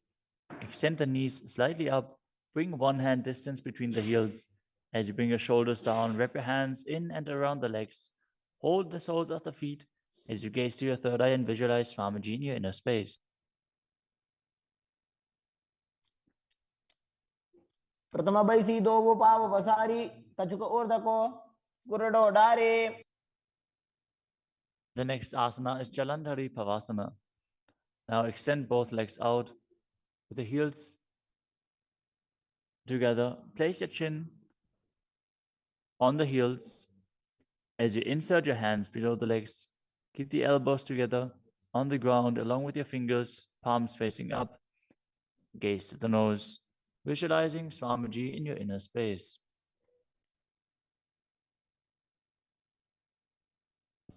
दो एड़ी मेली कह दीजिए हाथ पसारी.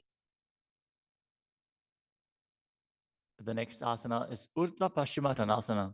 As you sit with the legs extended, lift one foot behind the neck. Lean forward and down as in Paschimottanasana. As you visualize Swamiji in your inner space.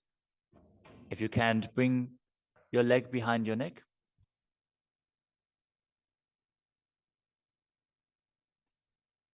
Focus on the prana flowing up from the Muladhara to the Brahmarandha, through the 9 various points within the body, which are the soles of the feet, the regenerative organs, the navel, the heart, the throat, the uvula, the middle of the eyebrows, the forehead, and the Brahmarandha, the crown of the head. Now engage the Mula Bandha as you perform Urdhva Paschimottanasana. पश्चिमतानवत् संस्थितिं कृत्वा एकं पादं ग्रीवायां धृत्वा तिष्ठेत्. The next asana is Anantasana. Now lie on your back, lift the right leg behind the neck. The left hand holds the foot from the top. As you straighten your body, concentrate on the prana moving from Muladhara to Brahmarandha. Gaze to the nose as you visualize yourself as infinite, endless, or eternal, Ananta. उत्तानशयनि एकैकं पायी ग्रीवायां विन्यस्य. The next asana is Ankushasana. From Anantasana, rest on the elbow of the hand holding the foot. Concentrate on the prana flowing up as you gaze to the nose and feel in complete control. उत्तानशयित एकैकं पादं ग्रीवायां विन्यस्य. The next asana is Drushasana. Lie down on the back as you bring your knees to the chest. Encircle your thighs and calves with your arms as you rock your body from side to side, visualizing Swamiji in your inner space. उत्तानशयनं जाननि हृदयवष्टम्भ. Now bring the other leg behind your neck. Repeat Urdhva Paschimottanasana on the other side. Again, if you can't bring your leg behind your neck, just pull it up as high as you can and then lean forward. Hold on to the foot. पश्चिमतानवत् संस्थितिं कृत्वा एकं पादं ग्रीवायां धृत्वा तिष्ठेत्. Now with the leg still behind your back, straighten your body, lay on your back, hold onto the foot with the opposite hand as you gaze to the nose and visualize yourself as being endless. उत्तानशयनि एकैकं पायी ग्रीवायां विन्यस्य. Now roll onto your elbow and feel in complete control in Ankushasana. उत्तानशयित एकैकं पादं ग्रीवायां कुर्वन्. The next asana is Yoga Nidra. As you lie on your back, lift your legs one by one up behind your head. Hold your hands behind your back as you gaze to the nose. Visualize Swamiji in your inner space and focus on the upward flowing prana. पादाभ्यां वेष्टयेत् कण्ठं हस्ताभ्यां पृष्ठबन्धनम्. The next asana is Atmadhammasana. While laying on your back, raise your legs towards your head, wrap your hands around the legs and interlace your fingers behind your neck. Gaze to the nose as you visualize Lord Vishnu blessing you from within.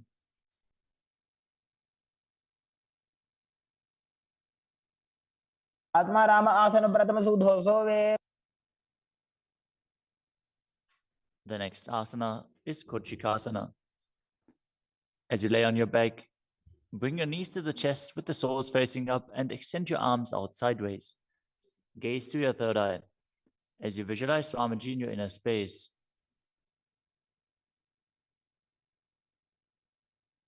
हाथ सीधा सा करे 300 उभय सभा करे.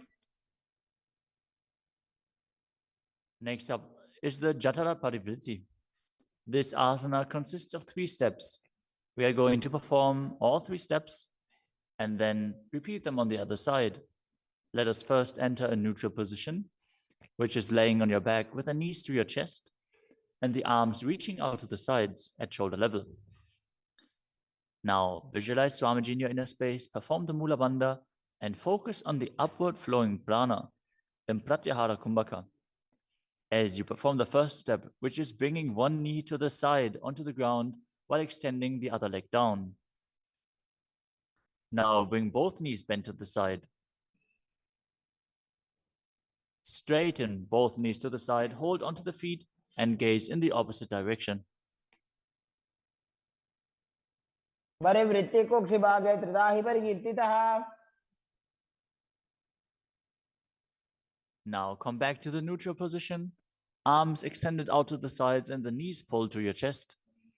As you drop the other knee towards the ground, extending the other leg down.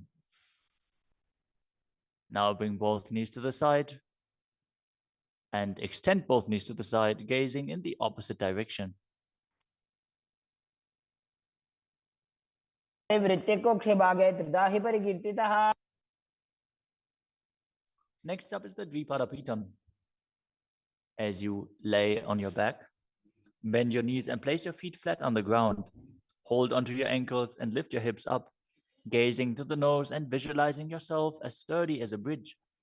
As you start breathing in the Mocha Kumbhaka, as you keep the Jalandhara Bandha engaged while exhaling, force the air out through the throat lock gently. This will bring about a state of swooning in the yogi. Perform the Mula Bandha as you do so. प्रतिक्रियायुतं द्वन्द्वपीठः सर्वबलप्रदम्.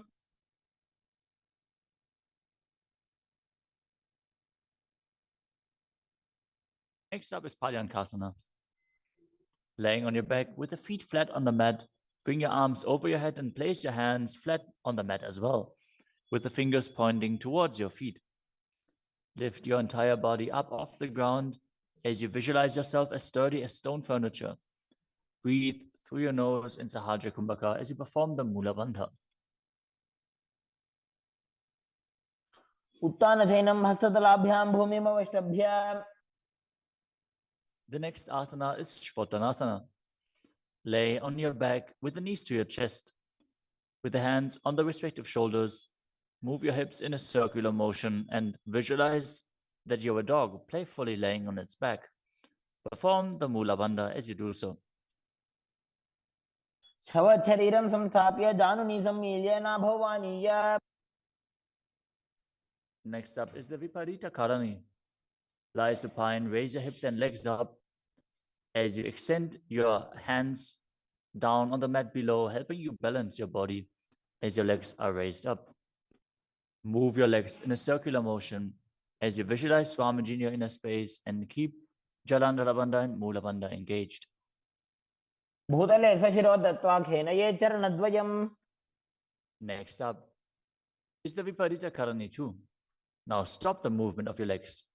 Keep them pointing up straight as you visualize Swamiji in your inner space. Karni विपरीताख्या सर्वाधिव्याधिनाशिनी. Next up is Langalasana. As you lay on your back, lift your hips and take your feet over the head with the toes on the floor. Stretch your hands out on the ground behind your back. Clasp your palms, rest on your neck and shoulders as you visualize yourself as a plow. Breathe in Mocha Kumbhaka with Jalandhara Bandha and Mula Bandha engaged. दिवाकण्ठेन भूमिं विष्टम्भ पादाग्रद्वयम् ऊर्ध्वमुन्नयेत्. The next asana is Sajita Paschimottanasana. As you lie on your back in the same position, bring your hands to the feet. Pull your thighs to the chest and hold on to the toes as you keep your arms and legs straight.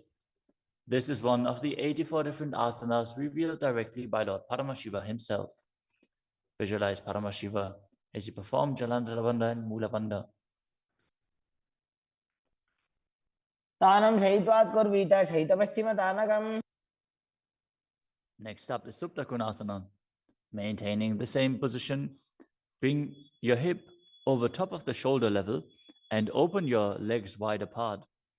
Visualize Swamiji in your inner space. Perform Jalandhara Bandha and Mula Bandha.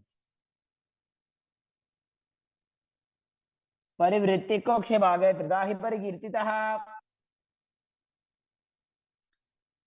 The next asana is Chakrasana. Now bring your legs over top of your head, toes on the ground, hold onto the ankles of the feet, and roll onto your back, keeping your legs straight.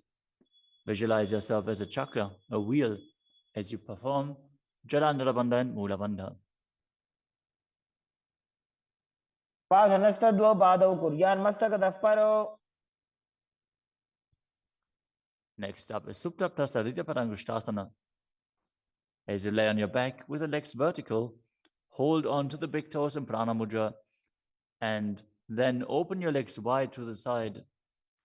Visualize Swamiji in your inner space as you return to breathing in Ujjayi Pranayama, making an ocean-like sound with your mouth.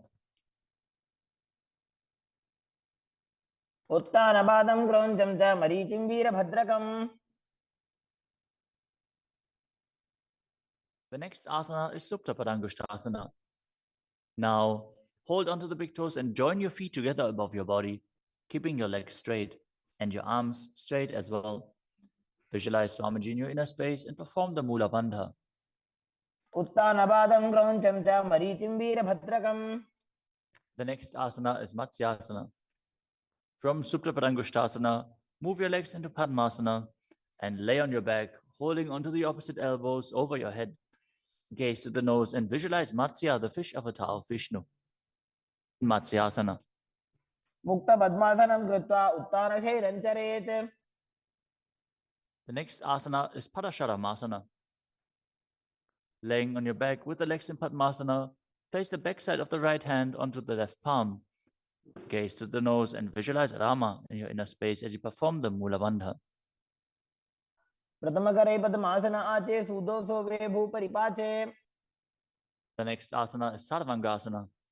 While laying on your back, legs in Padmasana, lift your hips and legs up. Bring your hands to the hips, supporting you with the elbows on the floor. As you tuck your chin to the chest in Jalandhara Bandha, contract the perineal region in Mula Bandha. Gaze to the nose and visualize Swamiji in your inner space. अथवा क्षेत्र संक्षेपात् सर्वांगासनम् उत्तमम्. Next up is Vrishchikasana. As you lay on your back, one foot on the opposite thigh, lift the other knee towards your head, extend both arms up above your head, and hook the fingers forward, gazing to your third eye and visualizing yourself as a scorpion. प्रथमशेन सूधो शीशिके संधि सुदाखे.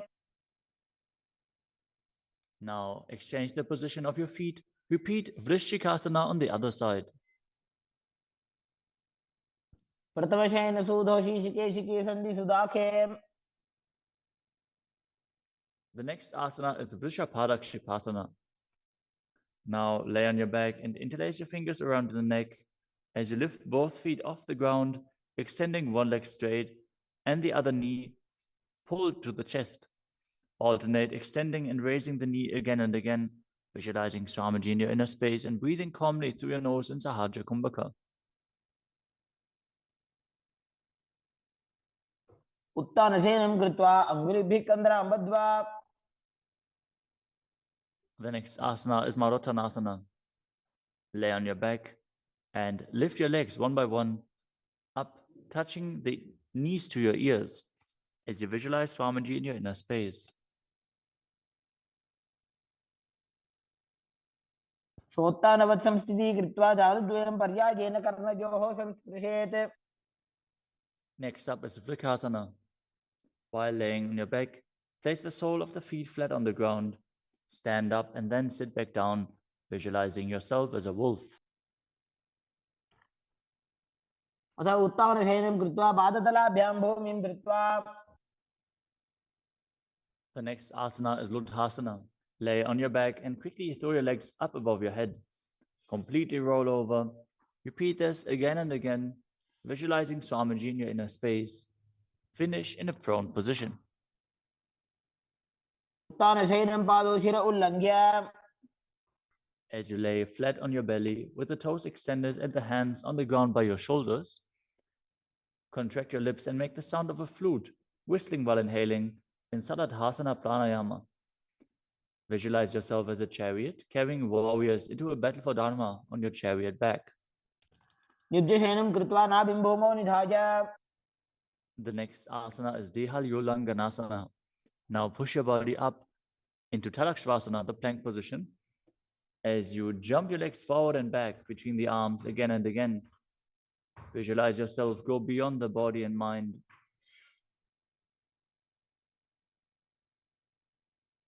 हस्तद्वयं बद्ध्वा तन्मध्यचरणद्वयम् उड्डानैव बहिरानीज्य. The next asana is Jatyasana. From a standing position, bend forward and place your hands on the mat, walking back and forth as you visualize yourself as a wise 60-year-old elephant. अथ जात्यासनं वक्ष्ये येन जातिस्मरो भवेत्. Next up is the Luritika Karana. Stand with your knees bent, feet pointing outwards, and bend your elbows. Keep your hands at the chest level. Swiftly move your arms across your body and then bring them back to the center. Tilt your head back, open up your chest towards the sky, and move your head in all directions. The next asana is Sarapasana. As you tie your feet with a rope, stand erect like a rod. Keep your arms at the side of your body with the hands touching your thighs. Visualize that your Kundalini, Devi, is raising and curling upwards around your body. As you breathe calmly through your nose in Sahaja Kumbhaka, leading the prana along your spine, contract the perineal region. Force the Kundalini Shakti up. As you internally chant Om Nityananda Paramashivoham. अथ सर्पासनं वक्ष्ये वायुपाणाय केवलम्. The next asana is Ushtrasadhanasana. While standing, place all fingers on the mat and then stand on your hands. Keep your feet on the fists as you begin to move and walk like a camel. Visualize yourself as a camel as you walk around on the mat.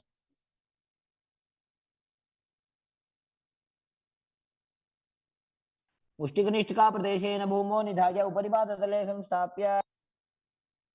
The next asana is Ashvasana. Maintain the same position.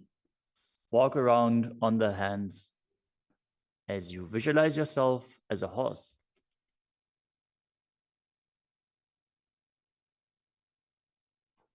मुष्टिकनिष्ठिकाप्रदेशेन भूमौ निधाय.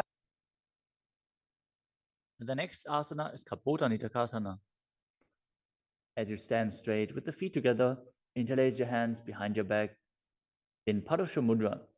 Pull them down towards your calves as you open up your chest widely. Visualize yourself as a soaring bird diving. पादतले भूमौ निधाय. Next up is the Tala Pushpaputam Karana.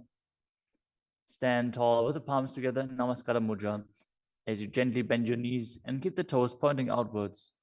Simultaneously open up the palms and raise one heel off the ground as you slightly lower the waist and shoulder of the respective heel, bowing to both sides. As you visualize you're holding a bouquet of flowers and offering it to Paramashiva. Next asana is Khadgasana. As you lay down on your stomach, jump your feet up towards your hands and stand. As you bring the palms together, forming the horn of the rhinoceros in Namaskara Mudra, visualizing yourself as a rhinoceros and gaze to the nose. लुजसरतमासनं कृत्वा पादतलाभ्यां भूमिम् अवष्टभ्य. Next up is the Uttanottanam. Hold onto weights if you want to intensify this asana. Now sit down all the way or as low as you can to the ground and stand back up. Do this again and again as you visualize Swamiji in your inner space. पुनः उत्थातव्यम् असितव्यम् इति उत्थानोत्थानं भवति. The next asana is Musalasana. Now stand up straight, raise your arms up over your head and jump repeatedly as you visualize yourself as a mace. सरलं स्थित्वा ऊर्ध्वं बाहु नयेत्. The next asana is Utshesakasana. From a standing position, pull the sole of the foot towards your chest, while with the other leg sit down and stand back up. Alternate on both sides as you gaze to the nose and visualize Swamiji in your inner space. एकैकं पादतलं कुक्षौ निधाय. Next up is the Parshvajanukarana. Now stand and keep one leg slightly bent with the toes pointing to the side. Bend and lift the opposite knee towards your chest, pointing the toes downwards. Keep your arms holding the knee with a hand in a fist as you place the other hand on top of the respective thigh with the fingers pointing inwards. The next asana is Tandavasana. You can hold weights to intensify this asana. Visualize yourself fiercely dancing as Lord Shiva as you stand on one leg with the opposite leg extended forward. Lower your body down to the mat and then stand back up straight. एकेन पादेन स्थातव्यं ताण्डवासनं भवति. The next asana is Brahmanasana. Now place one foot onto the opposite thigh as you stand erect on the mat like a rod. Keep your hands by the sides, visualizing yourself being blessed by Lord Brahma. ब्राह्मणासनमावक्ष्ये यत्कृत्वा ब्राह्मणो भवेत्. The next asana is Garudasana 3. Stand tall and wrap the left leg over and around the right knee as you tuck the left toes on the other side of the right calf. Simultaneously cross the left arm below the right and bring the palms together in Namaskara Mudra in front of your heart as you visualize yourself as Lord Garuda. उत्थानकूर्मपीठं च संहिमस्गारुडमेव च. The next asana is Ekapadasana. Now bring the leg to the other thigh as you keep the hands hanging down by the sides towards the knees. Visualize Swamiji in your inner space. दक्षाङ्घ्रिं वामपादस्य जङ्घोपरि निधाय च. The next asana is Dhruvasana. Stand on the right leg and hold onto the big toes of the left foot as you straighten the left leg out to the side and visualize yourself as the North Pole star as you rotate on the standing leg. एकेन हस्तेन दण्डरूपस्य एकस्य पादस्य अग्रं धृत्वा. The next asana is Trivikramasana. Stand on the right leg and lift the left foot behind your neck if you can. Then stand tall. Otherwise, you can pull the leg towards your chest. Then alternate standing and sitting. Perform the 3 steps of Vishnu as you visualize Lord Vishnu in your inner space. एकेन पादेन स्थातव्यम् उत्थातव्यम्. Now repeat the Parshvajanukarana on the other side. Now visualize yourself fiercely dancing as Lord Shiva as you repeat Tandavasana on the other side. पादेन स्थातव्यं ताण्डवासनं भवति. Now repeat Brahmanasana on the other side. ब्राह्मणासनमावक्ष्ये यत्कृत्वा ब्राह्मणो भवेत्. And repeat Garudasana 3 on the other side. उत्थानकूर्मपीठं च संहिमस्गारुडमेव च. Now bring your foot to the opposite hip with the hands hanging down as you repeat Ekapadasana on the other side. दक्षाङ्घ्रिं वामपादस्य जङ्घोपरि निधाय च. Now hold on to the opposite foot, holding the big toe in Prana Mudra as you rotate your body on the mat, visualizing yourself as the North Pole star in Dhruvasana. एकेन हस्तेन दण्डरूपस्य एकस्य पादस्य अग्रं धृत्वा Now repeat Trivikramasana on the other side. Bring the other leg behind your neck if you can. Sit down and stand back up while visualizing Lord Vishnu blessing you from within. ग्रीवायां पादं संस्थाप्य स्थातव्यम् उत्थातव्यं त्रिविक्रमासनं भवति. Next up is the Samanaka Karana. Stand with the feet close together, toes pointed slightly out. Keep both hands to the sides of your body as you stand straight on the mat and relax. After this intense asana practice, this intense sequence, breathe deeply as we enter into the final 100 asanas of the sequence. The next asana is Ugora Kajali Asana. Stand erect and then bend forward. Bring both hands underneath the knees and make a finger lock in Padusha Mudra as you sit in a squatting posture, and then let the finger lock touch your navel. Visualize Sage Goraknath, the founder of the Nata Yoga Hindu Sampradaya, as you perform the Jivachala Kumbhaka, forcefully moving the retained prana up and down within your body and throughout your limbs, along with the mind. Perform the Mula Bandha as you do so and internally chant Om Nityananda Paramashivoham. प्रथम ही उभं होय बाहुरी नीचो पुनि होवे. The next asana is Kanchita Asana. Now insert your hands between the thighs and calves and then wrap them around behind your butt, interlacing your fingers behind your back. Keep your chest upright. Visualize Swamiji in your inner space. ऊर्ध्वमध्यात् हस्तौ निवेशय नितम्बं धृत्वा. The next asana is Bhairu Asana. Now bring your feet together and sit in a squatting posture with the heels touching the perineum. Hold the hands at the back. In Parusha Mudra, sit upright and gaze to your navel, visualizing Bhagavan Kala Bhairava, the Lord of Time. दो पग की धैर्या की माहिली को और मिलाई. Next up is Varahasana. Now squat all the way down to the ground. Keep your feet together, toes apart. Bring your elbows up close to your head and join your palms behind your back with fingers pointing down. Gaze to the nose and visualize a boar, which is one of the 10 incarnations of Mahavishnu. पागधली की माहिली को और मिलाई फना पानी उकड़बई से.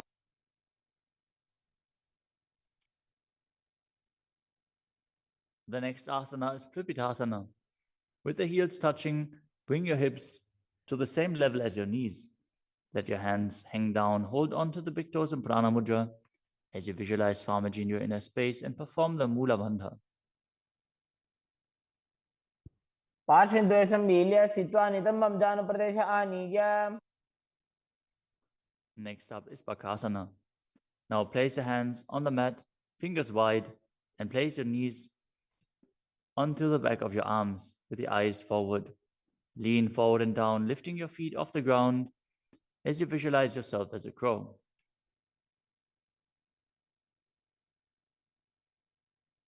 हस्ताभ्याम अवनिमवष्टभ्याम.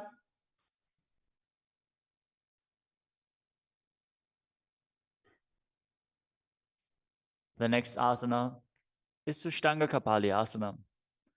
Now kneel down, head on the ground with the palms spread for support. Raise your body on your head and place your legs into Padmasana as you gaze to the nose and visualize Swamiji in your inner space. आसन को गुण कपाल आछो होई. The next asana is Guptasana. Lower your body down onto the mat and sit in a kneeling position.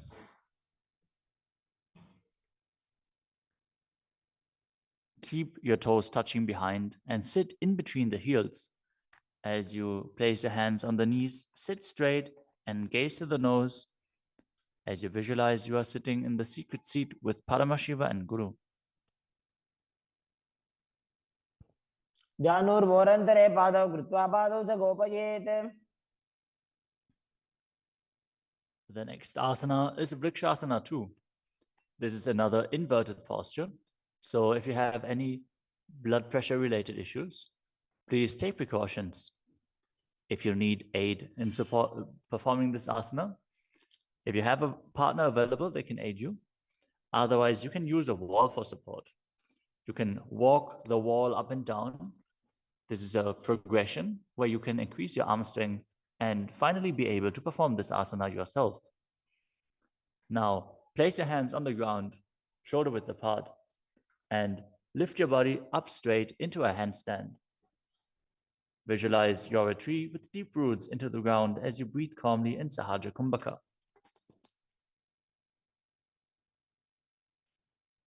सप्तचक्रक्षालनाद्य vrikshasana विशेषकान्. Next up is Shiva Asana. Move your hands closer together and again enter the handstand posture. Visualize Tejas energy is flowing to your third eye. As you gaze up to your third eye, the Tejas energy will rejuvenate your body. दो पग जोड़ी माही Gulf मिलाए. The next asana is Matsyasana 2. Now visualize yourself as a fish as you enter a plank position. Lower your body down to the mat and push it back up again and again as you engage the Mula Bandha. निब्जं शयनं कूर्परो पार्श्वभागायाम् ऊर्ध्वकृत्य. Next up is Sarpasana 2. Lie prone on your belly with the hands on the hips and lift your chest to the left and right, visualizing and moving your body like a snake. शयनं कृत्वा हस्तोन्नितम्बं संस्थाप्य. Next up is Nidalambanasana. Lay prone on your belly with the hands in Padma Mudra, the lotus mudra, holding onto the chin.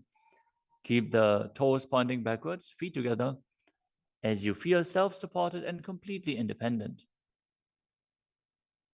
कराभ्यां भङ्गजं कृत्वा तिष्ठेत् कुर्परया सुधीः. The next asana is Chakrasana. As you lay on your stomach, place your hands flat on the mat in front. Straighten your arms and bend your knees. Bring the feet towards the upper back and lift your head and chest up, visualizing yourself as an umbrella protecting your guru from the sun rays. अर्ध्यासनवस्थित्वा हस्ततलाभ्यां भूमिं वष्टभ्य. The next asana is Vajrasana. Now sit on the knees with the tops of the feet flat on the mat. Bring your butt onto the heels. Stretch your arms out in front and place the palms facing down as you bring your forehead to the mat. Gaze to the nose. Visualize yourself as Vajra, the weapon of Indra, symbolizing your indestructibility. इदानीं गर्भिणीनां योगाभ्यासो यथा लघो. Next asana is Meshasana. Now place your hands flat on the ground, shoulder width apart, and raise your hips up high into Gajasana. Then alternate striking the ground with your hands as you experience yourself as powerful as a ram. गजासन संस्थितो एकैकं बाहुं भूमौ ताडयेत्. The next asana is Ajasana. From Gajasana position, lift your legs up into the air and slowly bring your forehead to the ground. Visualize yourself as unborn, existing for all eternity. गजासन संस्थितो पादद्वयम् अन्तराले कृत्य. The next asana is Dhanantarasana. As you sit on your heels with the legs together, interlace your fingers around the toes. Pull the feet towards your perineum and then place your hands on the respective knees. Keep your spine straight, gaze to the nose as you visualize Swamiji in your inner space and return to breathing in Ujjayi Pranayama, making an ocean-like sound with your mouth. पूर्व विधि परिहाता की काकसीस्यो फणा शरामोडी. Next up is the Angamotanam. Interlace your fingers in front of your body and then behind you, stretching your arms forward to the sides and backwards as you give massage to various different joints and muscles within your body. Visualize Swamiji as you do so. हस्तयोः अङ्गुले बद्ध्वा हस्तयोर्मध्यात् सर्वमङ्गं निष्कासयित्वा. Next up is Garudasana form. Now sit on your heels in Vajrasana as you turn your feet out to the sides. Keep your thighs and knees resting on the ground. Keep your spine straight, hands on the knees. Visualize yourself as Lord Garuda, flying Lord Vishnu and Lakshmi on his back. जङ्घोरुभ्यां धरां पीड्य स्थिरकायो द्विजानुनाम्. Next up is Ananda Mandirasana. Now sit with your legs folded back, the toes pointing backwards, the knees wide, with the hands below the ankles. Keep the front of your buttocks on the ground as you gaze to your third eye and visualize yourself residing in the blissful space of a temple. अथ वक्षे वीरनाथ आनन्दमन्दिरासनम्. Next up is Mandukasana 2. Now sit with the knees wide, the feet overlapping on top of your ankles. Keep your hands underneath the knees, gaze to the nose, and visualize yourself as a frog as you perform Uddiyana Bandha and Mula Bandha. पृष्ठं सम्पीड्य गुल्फाभ्यां जान्वङ्गे सवलयाकृतिः. The next asana is Narasimhasana. As you keep your toes on the mat with the heels up and together, place your perineum on top of the heels. Keep your palms on the ground with the fingers spread wide apart, thumbs touching the base of the hand, touching the toes. Gaze to your nose, stick your tongue out and exhale forcefully. Visualize Narasimha, one of the 10 avatars of Vishnu, as you perform the Mula Bandha.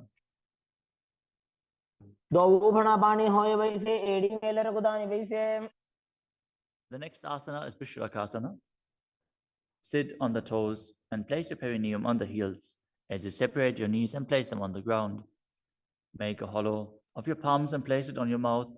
Keep your thumbs under the teeth and close your lips. Gaze to your nose. Inhale through the right nostril and exhale through your mouth as per your capacity in Vishraka Pranayama. Visualize yourself as Devi, presiding over any and all minuscule fears you might have.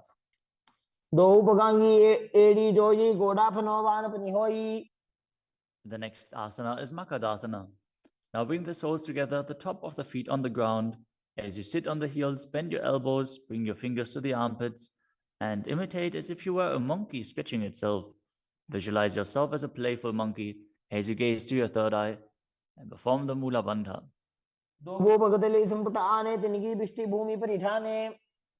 The next asana is Vajrasangarasana. Stand on the toes with the soles of the feet together. Sit on the heels, keep your knees wide and off the floor. Hold your elbows behind your back as you gaze to the nose. Embody a diamond-like strength for yourself and your Sangha, your spiritual community. The next asana is Kanjanasana. Now keep the toes down, ankles crossed behind, and sit on the heels. Place your palms on the mat to the sides as you gaze to the nose and visualize perfect health beyond any and all physical or mental ailments. The next asana is Kurmasana, the turtle posture. With your toes flat, cross your feet and place your perineum onto the back of the heels. Keep your knees wide and on the floor. Rest your hands on the knees. Gaze to the nose and visualize a turtle with a stable body and mind to live for hundreds of years.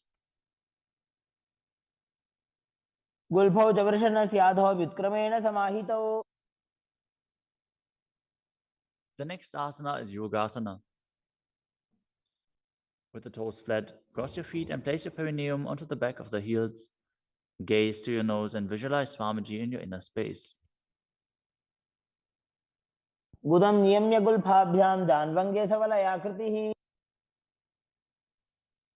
The next asana is Vijogasana. Now stand on your knees. Cross your ankles behind with the feet near the opposite knee. Hold the calves with the fingers inside and the thumbs outside as you gaze to your third eye and visualize a space of eternal oneness, Advaita, with your Guru.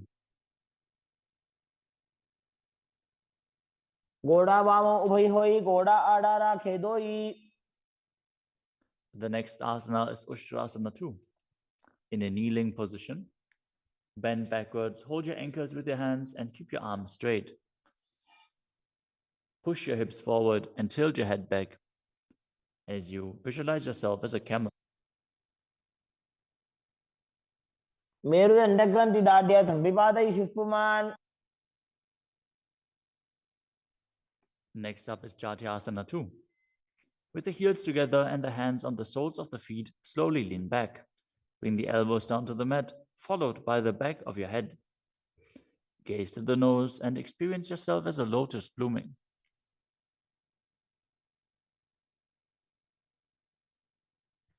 दो एड़ी संपुट करे, सोले मूलद्वारी धरे. Next up is Virasana. Sit on the knees with the thighs and calves together. Lean back and touch your back to the ground. Then rise back up. Do this again and again as you visualize the healing and liberation of all causal, subtle forms of your body. Gaze to the nose and perform the Mula Bandha. जंगा पृष्ठभूमौ निधाय जंगोदरयोः ऊरुनि संस्थाप्य. Next asana is Kapotasana. From Virasana, raise your hips higher. Bring your forearms to the mat and hold the back of the heels. As you bring your head in between the feet, visualize yourself as a beautiful dove and perform the Mula Bandha. मेरुदण्डग्रन्थिदाढ्य संविपातयिषु पुमान्. The next asana is Vadasana. Now stand upright on the knees with the toes tucked. Hold your arms with opposite hands and gaze to the nose. This is the boon fulfilling posture. Receive your boon from Paramashiva. जानुनि भूमौ संस्थाप्य हस्ताभ्यां बाहु परस्परं धृत्वा. Next up is Vadahasana 2. Keep your knees together, toes tucked behind. Lean forward as you bring the elbows to the mat. With your hands holding the head, rest your buttocks on the heels and visualize yourself as Varaha, the boar incarnation of Mahavishnu. सूर्यं चन्द्रं भेदनानि आसनानि निकथ्यते. The next asana is Mundasana. This is another inverted posture. Use a wall for support if needed. Now kneel down, place your elbows on the mat, shoulder width apart. Interlace your fingers and place your head onto the mat, supporting it with both hands. Walk your feet forward until your hips align with the shoulders and then raise your legs straight up. Be stable. Gaze to the nose. Visualize yourself as a lopped tree as you breathe calmly through your nose in Sahadra Kumbhaka in Mundasana. अधो मुण्डासनं वक्षे सर्वेषां प्राणिनां सुखम्. Next asana is Andhasana. In a kneeling position, place your head in between the knees and the elbows outside of the knees. Hold your head with both hands, gaze to the nose, and visualize Swamiji in your inner space as you breathe through your mouth and perform the Mula Bandha. प्रथम भगदली समठहरावे कोरमा हिली उभे मिलावे. The next asana is Viparita Shalabhasana. You can hold weights to intensify this asana. As you lie on your belly with the arms extended straight out, lift your thighs, arms, and chest off the ground. Visualize yourself as a locust and perform the Mula Bandha. शलभासन भेदाश्च नटभेरुण्ड नामके. The next asana is Kapalasana. Lie on your belly with the arms at the side, palms facing down. Keep your forehead on the ground and keep your chest on the mat as you lift your legs up together. Visualize yourself as a skull, representing the mind with purified thoughts and the strong will to attain enlightenment. कपालं भूमौ निधाय ऊर्ध्वं पादौ नयेत्.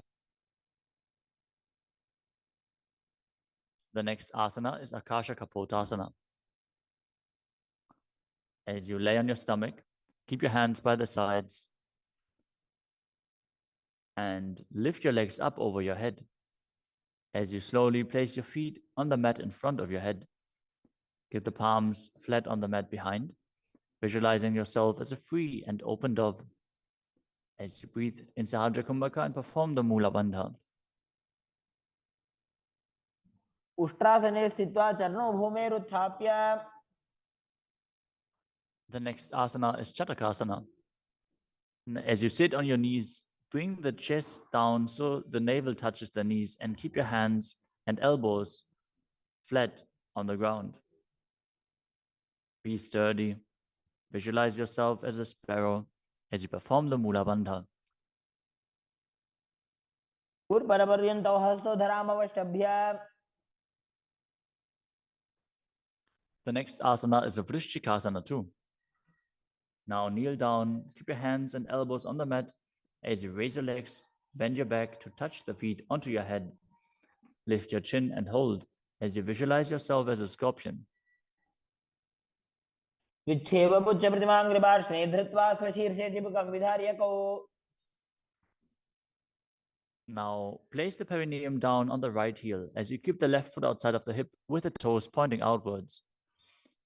Now visualize yourself as a bull as you start breathing in the Antaranga Kumbhaka, forcefully inhaling through your nose, holding the breath for a short while and then exhaling slowly. Yamyagulbhe padamule vamabhage padetaram. The next asana is Lulasana. From the kneeling position, place your hands flat on the mat in front. Lift your knees off the ground and cross the toes over the left. The left toes over the right as you balance above the mat and visualize Swamiji in your inner space. Lolasanam sada kuryat vajulola paghatanat.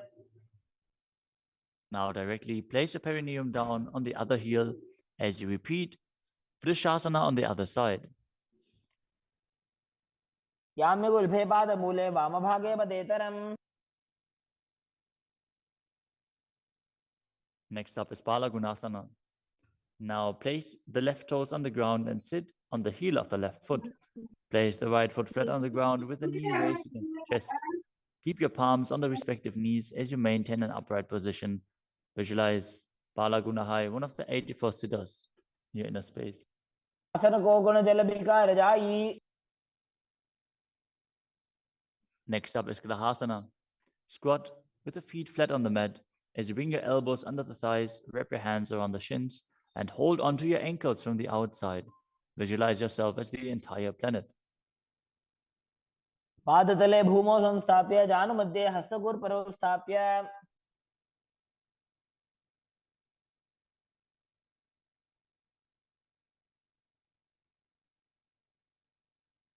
Next up is Balagunasana on the other side. Visualize Balagunahai, one of the 84 siddhas in your inner space. Asana ko guna jalabika rajai. Next up is Utkatasana. You can use weights to intensify this asana. As you squat on your toes with the heels up, the knees off the mat, place your perineum onto the heels and your hands on the respective knees. Keep your spine upright, visualize Swamiji in your inner space, and perform the Mula Bandha.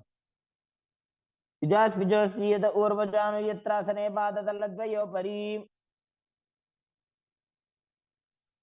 Next up is Vajrasangarasana 2.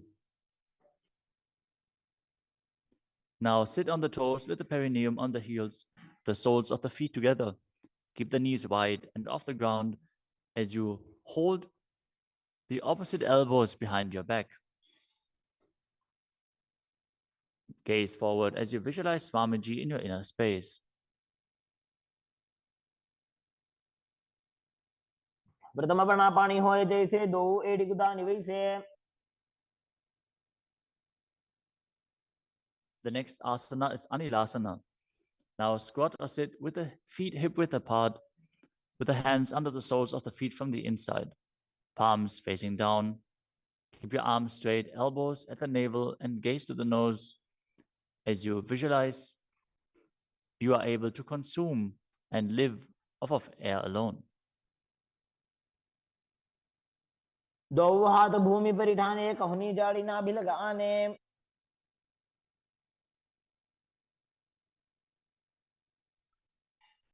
Next up is Padukasana. Now place the back of your hands on the mat with the fingers facing towards your body. Step the feet on top of the hands with your hands wrapped around the feet like a shoe. Start walking around on your mat as you visualize you're wearing padukas walking across India.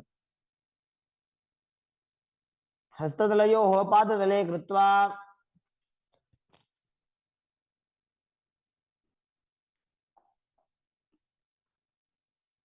Next up is Kukkuttanasana. Now place your palms on the mat, raise both feet upwards into the air, and let them fall back down. Do this again and again as you visualize yourself as a rooster. हस्ततले भूमौ कृत्वा पादतले च ऊर्ध्वमुड्डानं कृत्वा Next up is Viparita Nrityasana. Now place your hands on the mat and raise your legs upwards into a handstand. As you move around on two hands dancing, feel yourself become free of all inhibitions. हस्ततलाभ्यां भूमिं वष्टभ्य Next up is Kunjarasana. Now separate your feet and place one palm down on the mat with the arm straight. Bring the opposite arm towards your head. Be stable. Visualize Swamiji in your inner space. Breathe calmly in Sahadra Kumbhaka and perform the Mula Bandha. अथ वक्षे Mahadev कुञ्जरासनमुत्तमम्. Now exchange the position of your hands. Repeat Kunjarasana on the other side. Mahadev कुञ्जरासनमुत्तमम्.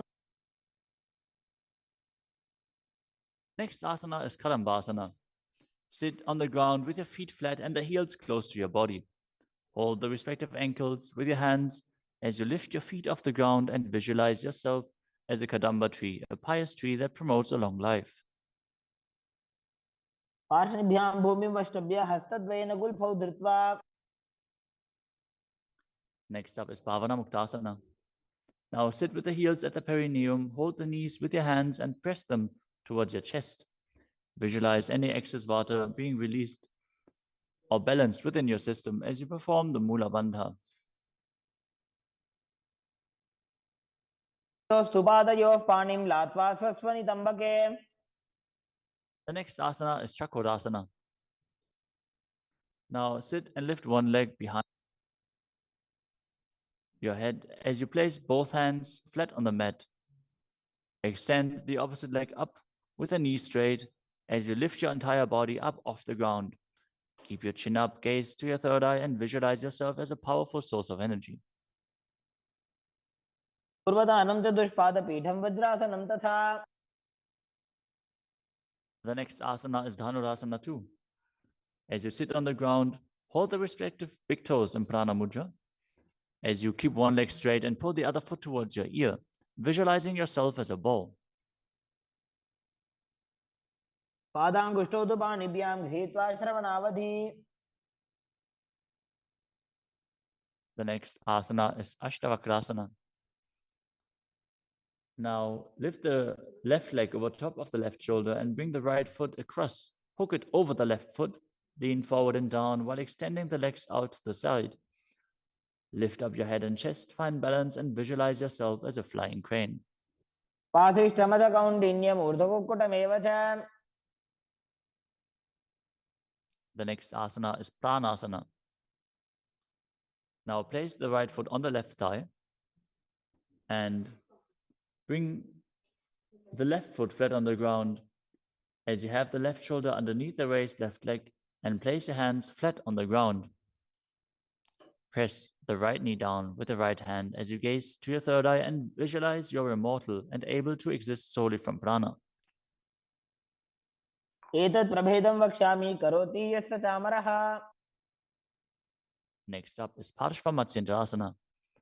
Now keep one leg bent on the ground with a foot at the opposite hip and bring the other leg over top as you twist your body around the raised knee and interlace your hands below the raised knee.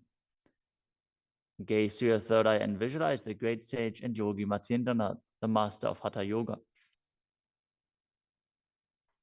वामोरुमूलार्पितदक्षपादो जान्वो बहिर्वेष्टितदक्षदोष्णा. Now repeat Chakrasana on the other side. Now sit and lift the other leg behind your neck. keeping your hands at the side and raising your whole body up with the other leg extended, gazing to your third eye and visualizing yourself as a powerful source of energy. पूर्वतानं चतुष्पादपीठं वज्रासनं तथा. Now repeat Dhanurasana 2 on the other side, holding the big toes of both feet in Prana Mudra as you pull the opposite foot towards your ear, visualizing yourself as a bow. पादाङ्गुष्ठोदपाणिभ्यां गृहीत्वा श्रवणावधि. Now repeat Ashtavakrasana on the other side. Now lift the right leg over top of the right shoulder, cross the left foot over the right, and extend the legs out to the side, balancing as you visualize yourself as a flying crane. आशिष्टमतकौण्डिन्यमूर्धकुक्कुटमेव च. Now repeat Pranasana on the other side. Bring the other foot over top, shoulder underneath, push the knee down and place the other one on the ground as you visualize yourself being immortal and able to exist solely from prana. एतत् प्रभेदं वक्ष्यामि करोति यस्य चामरः. Now repeat Parshvamatsendrasana on the other side, bringing one heel to the opposite hip, the other leg over top of the knee as you twist your body around and bring your hands underneath and interlace the fingers behind your back, twisting your body even further, gazing up to your third eye and visualizing Matsyendranath. वामोरुमूलार्पितदक्षपादो जान्वो बहिर्वेष्टितदक्षदोष्टा. Next up is Ardha Paschimottanasana. As you keep one leg straight and press the perineum with one heel, lean your chest forward and down, hold onto the front foot and bring your head towards the knee. Visualize Swamiji in your inner space. एकं पादं प्रसार्य एकं पादस्य पार्श्वनासीवनी सम्पीड्य. Next up is Kranchasana. Now place your left ankle outside of the hip, hold the sole of the right foot and lift the leg up towards your forehead. Keep the knees straight, visualize yourself as a crane as you engage the Mula Bandha. उत्थानपादं क्रौञ्चं च मरीचिं वीरभद्रकम्. Now repeat Ardha Paschimottanasana on the other side, keeping the opposite heel against the perineum, leaning forward and down. Perform the Jivachala Kumbhaka, moving the prana up and down within your body. एकं पादं प्रसार्य एकं पादस्य पार्श्वनासीवनी सम्पीड्य. Now repeat Kranchasana on the other side. As you bring the other heel outside of the hip, extend the opposite leg up, holding the foot with the knee straight, visualizing yourself as a crane. उत्थानपादं क्रौञ्चं च मरीचिं वीरभद्रकम्. Next asana is Swastikasana. Now sit with the soles between the thighs and calves. Keep your spine straight, the palms resting on the knees. Gaze to the tip of the nose and embody peace, well-being, good fortune, and prosperity as you visualize a swastika. तानूर्भोरन्तरे सम्यक् कृत्वा पादतले उभे. Next up is Gorakshasana. As you keep your feet in the same position, cover your heels with the respective hands. Tuck your chin to the chest and gaze to the tip of your nose, visualizing the great sage Goraknath as you perform Jalandhara Bandha and Mula Bandha. तानूर्भोरन्तरे पादौ उत्थानो व्यक्तसंस्थितौ. Next up is Pakasana 2. Now bring the left heel to the perineum and the right foot on the left thigh. Visualize Swamiji in your inner space. Meditate on Arihanta, the Enlightened One. As you gaze to your third eye, perform the Mula Bandha and re-enter the Shanmukhi Mudra once more. As you exhale, close your eyes with the index fingers, nose with the middle fingers, mouth with ring and little fingers, the ears with your thumbs. वामपार्श्वौ गुदौ संस्थाप्य दक्षाङ्घ्रिवामजगने. Next up is Yogasana 2. As you keep your feet on top of the opposite knees, place your hands on the ground beside your body with the palms facing up. Keep your spine straight, gaze to your nose as you visualize Swamiji in your inner space. Start breathing in Kakachantra Kumbhaka, rolling up the tongue and keeping your mouth in the shape of the beak of a crow. As you inhale through the rolled up tongue, cooling down your body. उत्तानौ चरणौ कृत्वा संस्थाप्योपरि जानुनोः. Next up is Urdhva Kukutasana. Now rotate your hands next to your body and push your body off the mat, visualizing yourself as a rooster.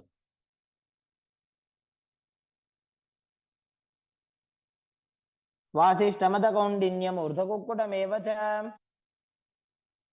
Next up is Siddha Haratali Asana.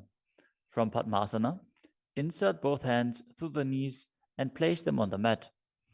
Avoid lifting your body up. Stay seated in this position as you gaze to the nose and visualize Swamiji in your inner space.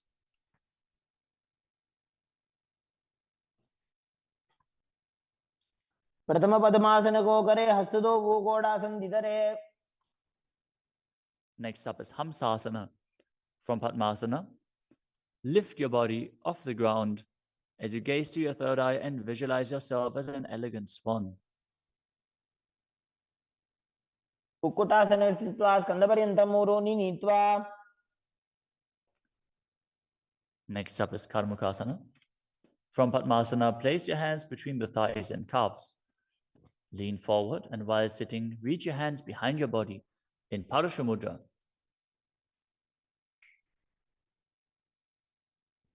As you bring your forehead to the floor, gaze to the nose, visualize yourself as Lord Shiva's bowl. प्रथम पद्मासन को करे, घोड़ासन दिमाही करि धरे. The next asana is Kurmasana too. Sitting in Padmasana, lift your knees and insert both hands through the thighs and calves. As you bend your elbows and hold onto the respective shoulders with your hands, visualize yourself as a turtle, having a stable body and mind to live for hundreds of years. बाईजंग पर दक्षिण बावा, दाईजंग पर बाईं ल्यावा. The next asana is Granthi Bedasana. From Padmasana, insert both hands through the thighs and calves. Bend your elbows, hold the respective shoulders, tuck your chin to the chest. Gaze at the nose and rejoice, knowing you're in Shiva's secret knot posture. अथ वक्षे नीलकण्ठा ग्रन्थिभेदासनं शुभम्.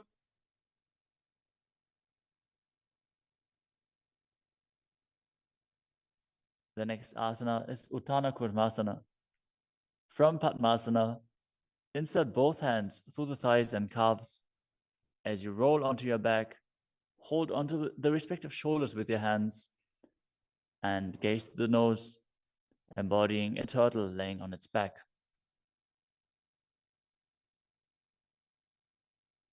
Kukkutasana बन्धस्थं कराभ्यां धृतगन्धरम्. Next up is Pangukukutasana. From Padmasana, place both hands through the gap of the thighs and calves. Place one hand flat on the mat and hold its wrist with the other hand. Lift your body up off the mat, balancing on one arm as you visualize yourself as a rooster and perform the Mula Bandha. Kukkutasana स्थित्वा एकेन हस्तेन अन्यस्य प्रतिबन्धं धृत्वा. Now exchange the position of your hands. Lift your body up onto the other hand as you repeat Pangukukutasana on the other side. Kukkutasana स्थित्वा एकेन हस्तेन अन्यस्य प्रतिबन्धं धृत्वा. The next asana is Gridrasana. From Padmasana, place your elbows on the toes, interlace your fingers, and rest your chin on the knuckles. Keep your thumbs pressed to the throat as you visualize you have gone beyond all greed and covetous.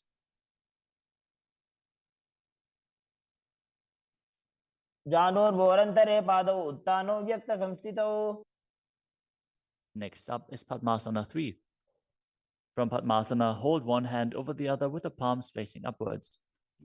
Keep your spine straight, gaze to the nose, and visualize Swamiji in your inner space as you perform Mahamudra Bandha. All three bandhas engaged. उत्तानौ चरणौ विधाय विधिवत् शक्तिस्थितौ योगिरात्. Next up is Padmasana 4. From Padmasana, place your palms on top of the knees. Keep your spine straight, gaze to the nose, engage the Mula Bandha, and visualize Paramashiva in your inner space. एतत् पद्मासनं कुर्यात् प्राणवायु प्रसिद्धये.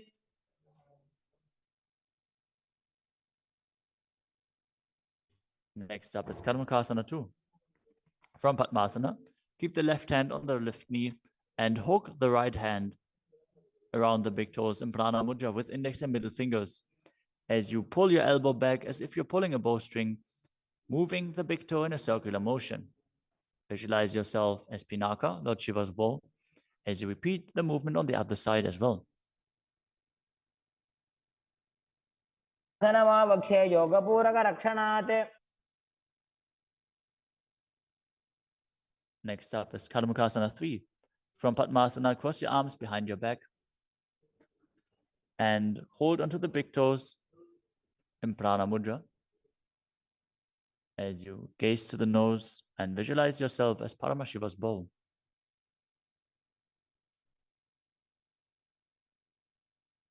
आसनमाक्षित्य उदरे पूरयेत् सुखम्.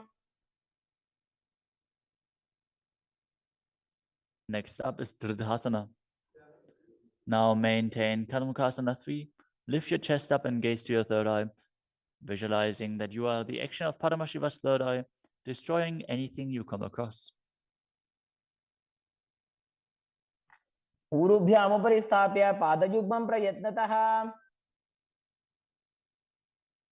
Next up is Nagadasana. From Karmakasana 3, with your arms behind your back, roll onto your back. Hold on to the big toes if you can. Otherwise, lay on your arms in Padmasana as you gaze to the nose and visualize yourself as a snake. प्रथम पद्मासन को टाने, दो हाथ पाछाने आने. Next up is Kandukasana. As you lie on your back, bend your knees with the feet off the ground. Embrace your knees to the chest with the head touching the knees. Roll your body up into a ball as you breathe in Sahadra Kumbhaka. पित्रासने स्थित्वा हस्तपादान् निष्कुष्य. Next up is Urdhva Pavanasana. Lay on your back with the knees raised together, feet flat on the ground. Interlace your fingers behind your neck as you gaze to the nose and visualize Swamiji in your inner space. प्रथमे सूधो सैनग्राभे गोडा उभा राशि मिलावे.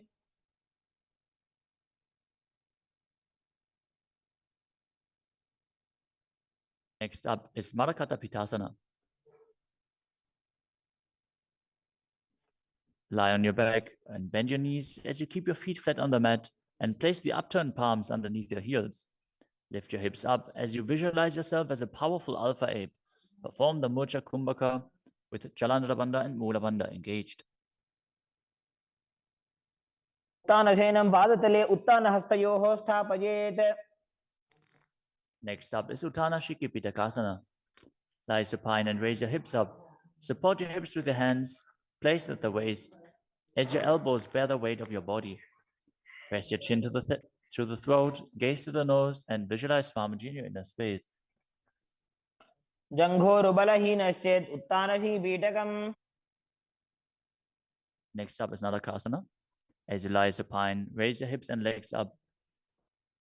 Bring your hands to the lower back for support if needed, but then place your elbows and hands flat on the mat below.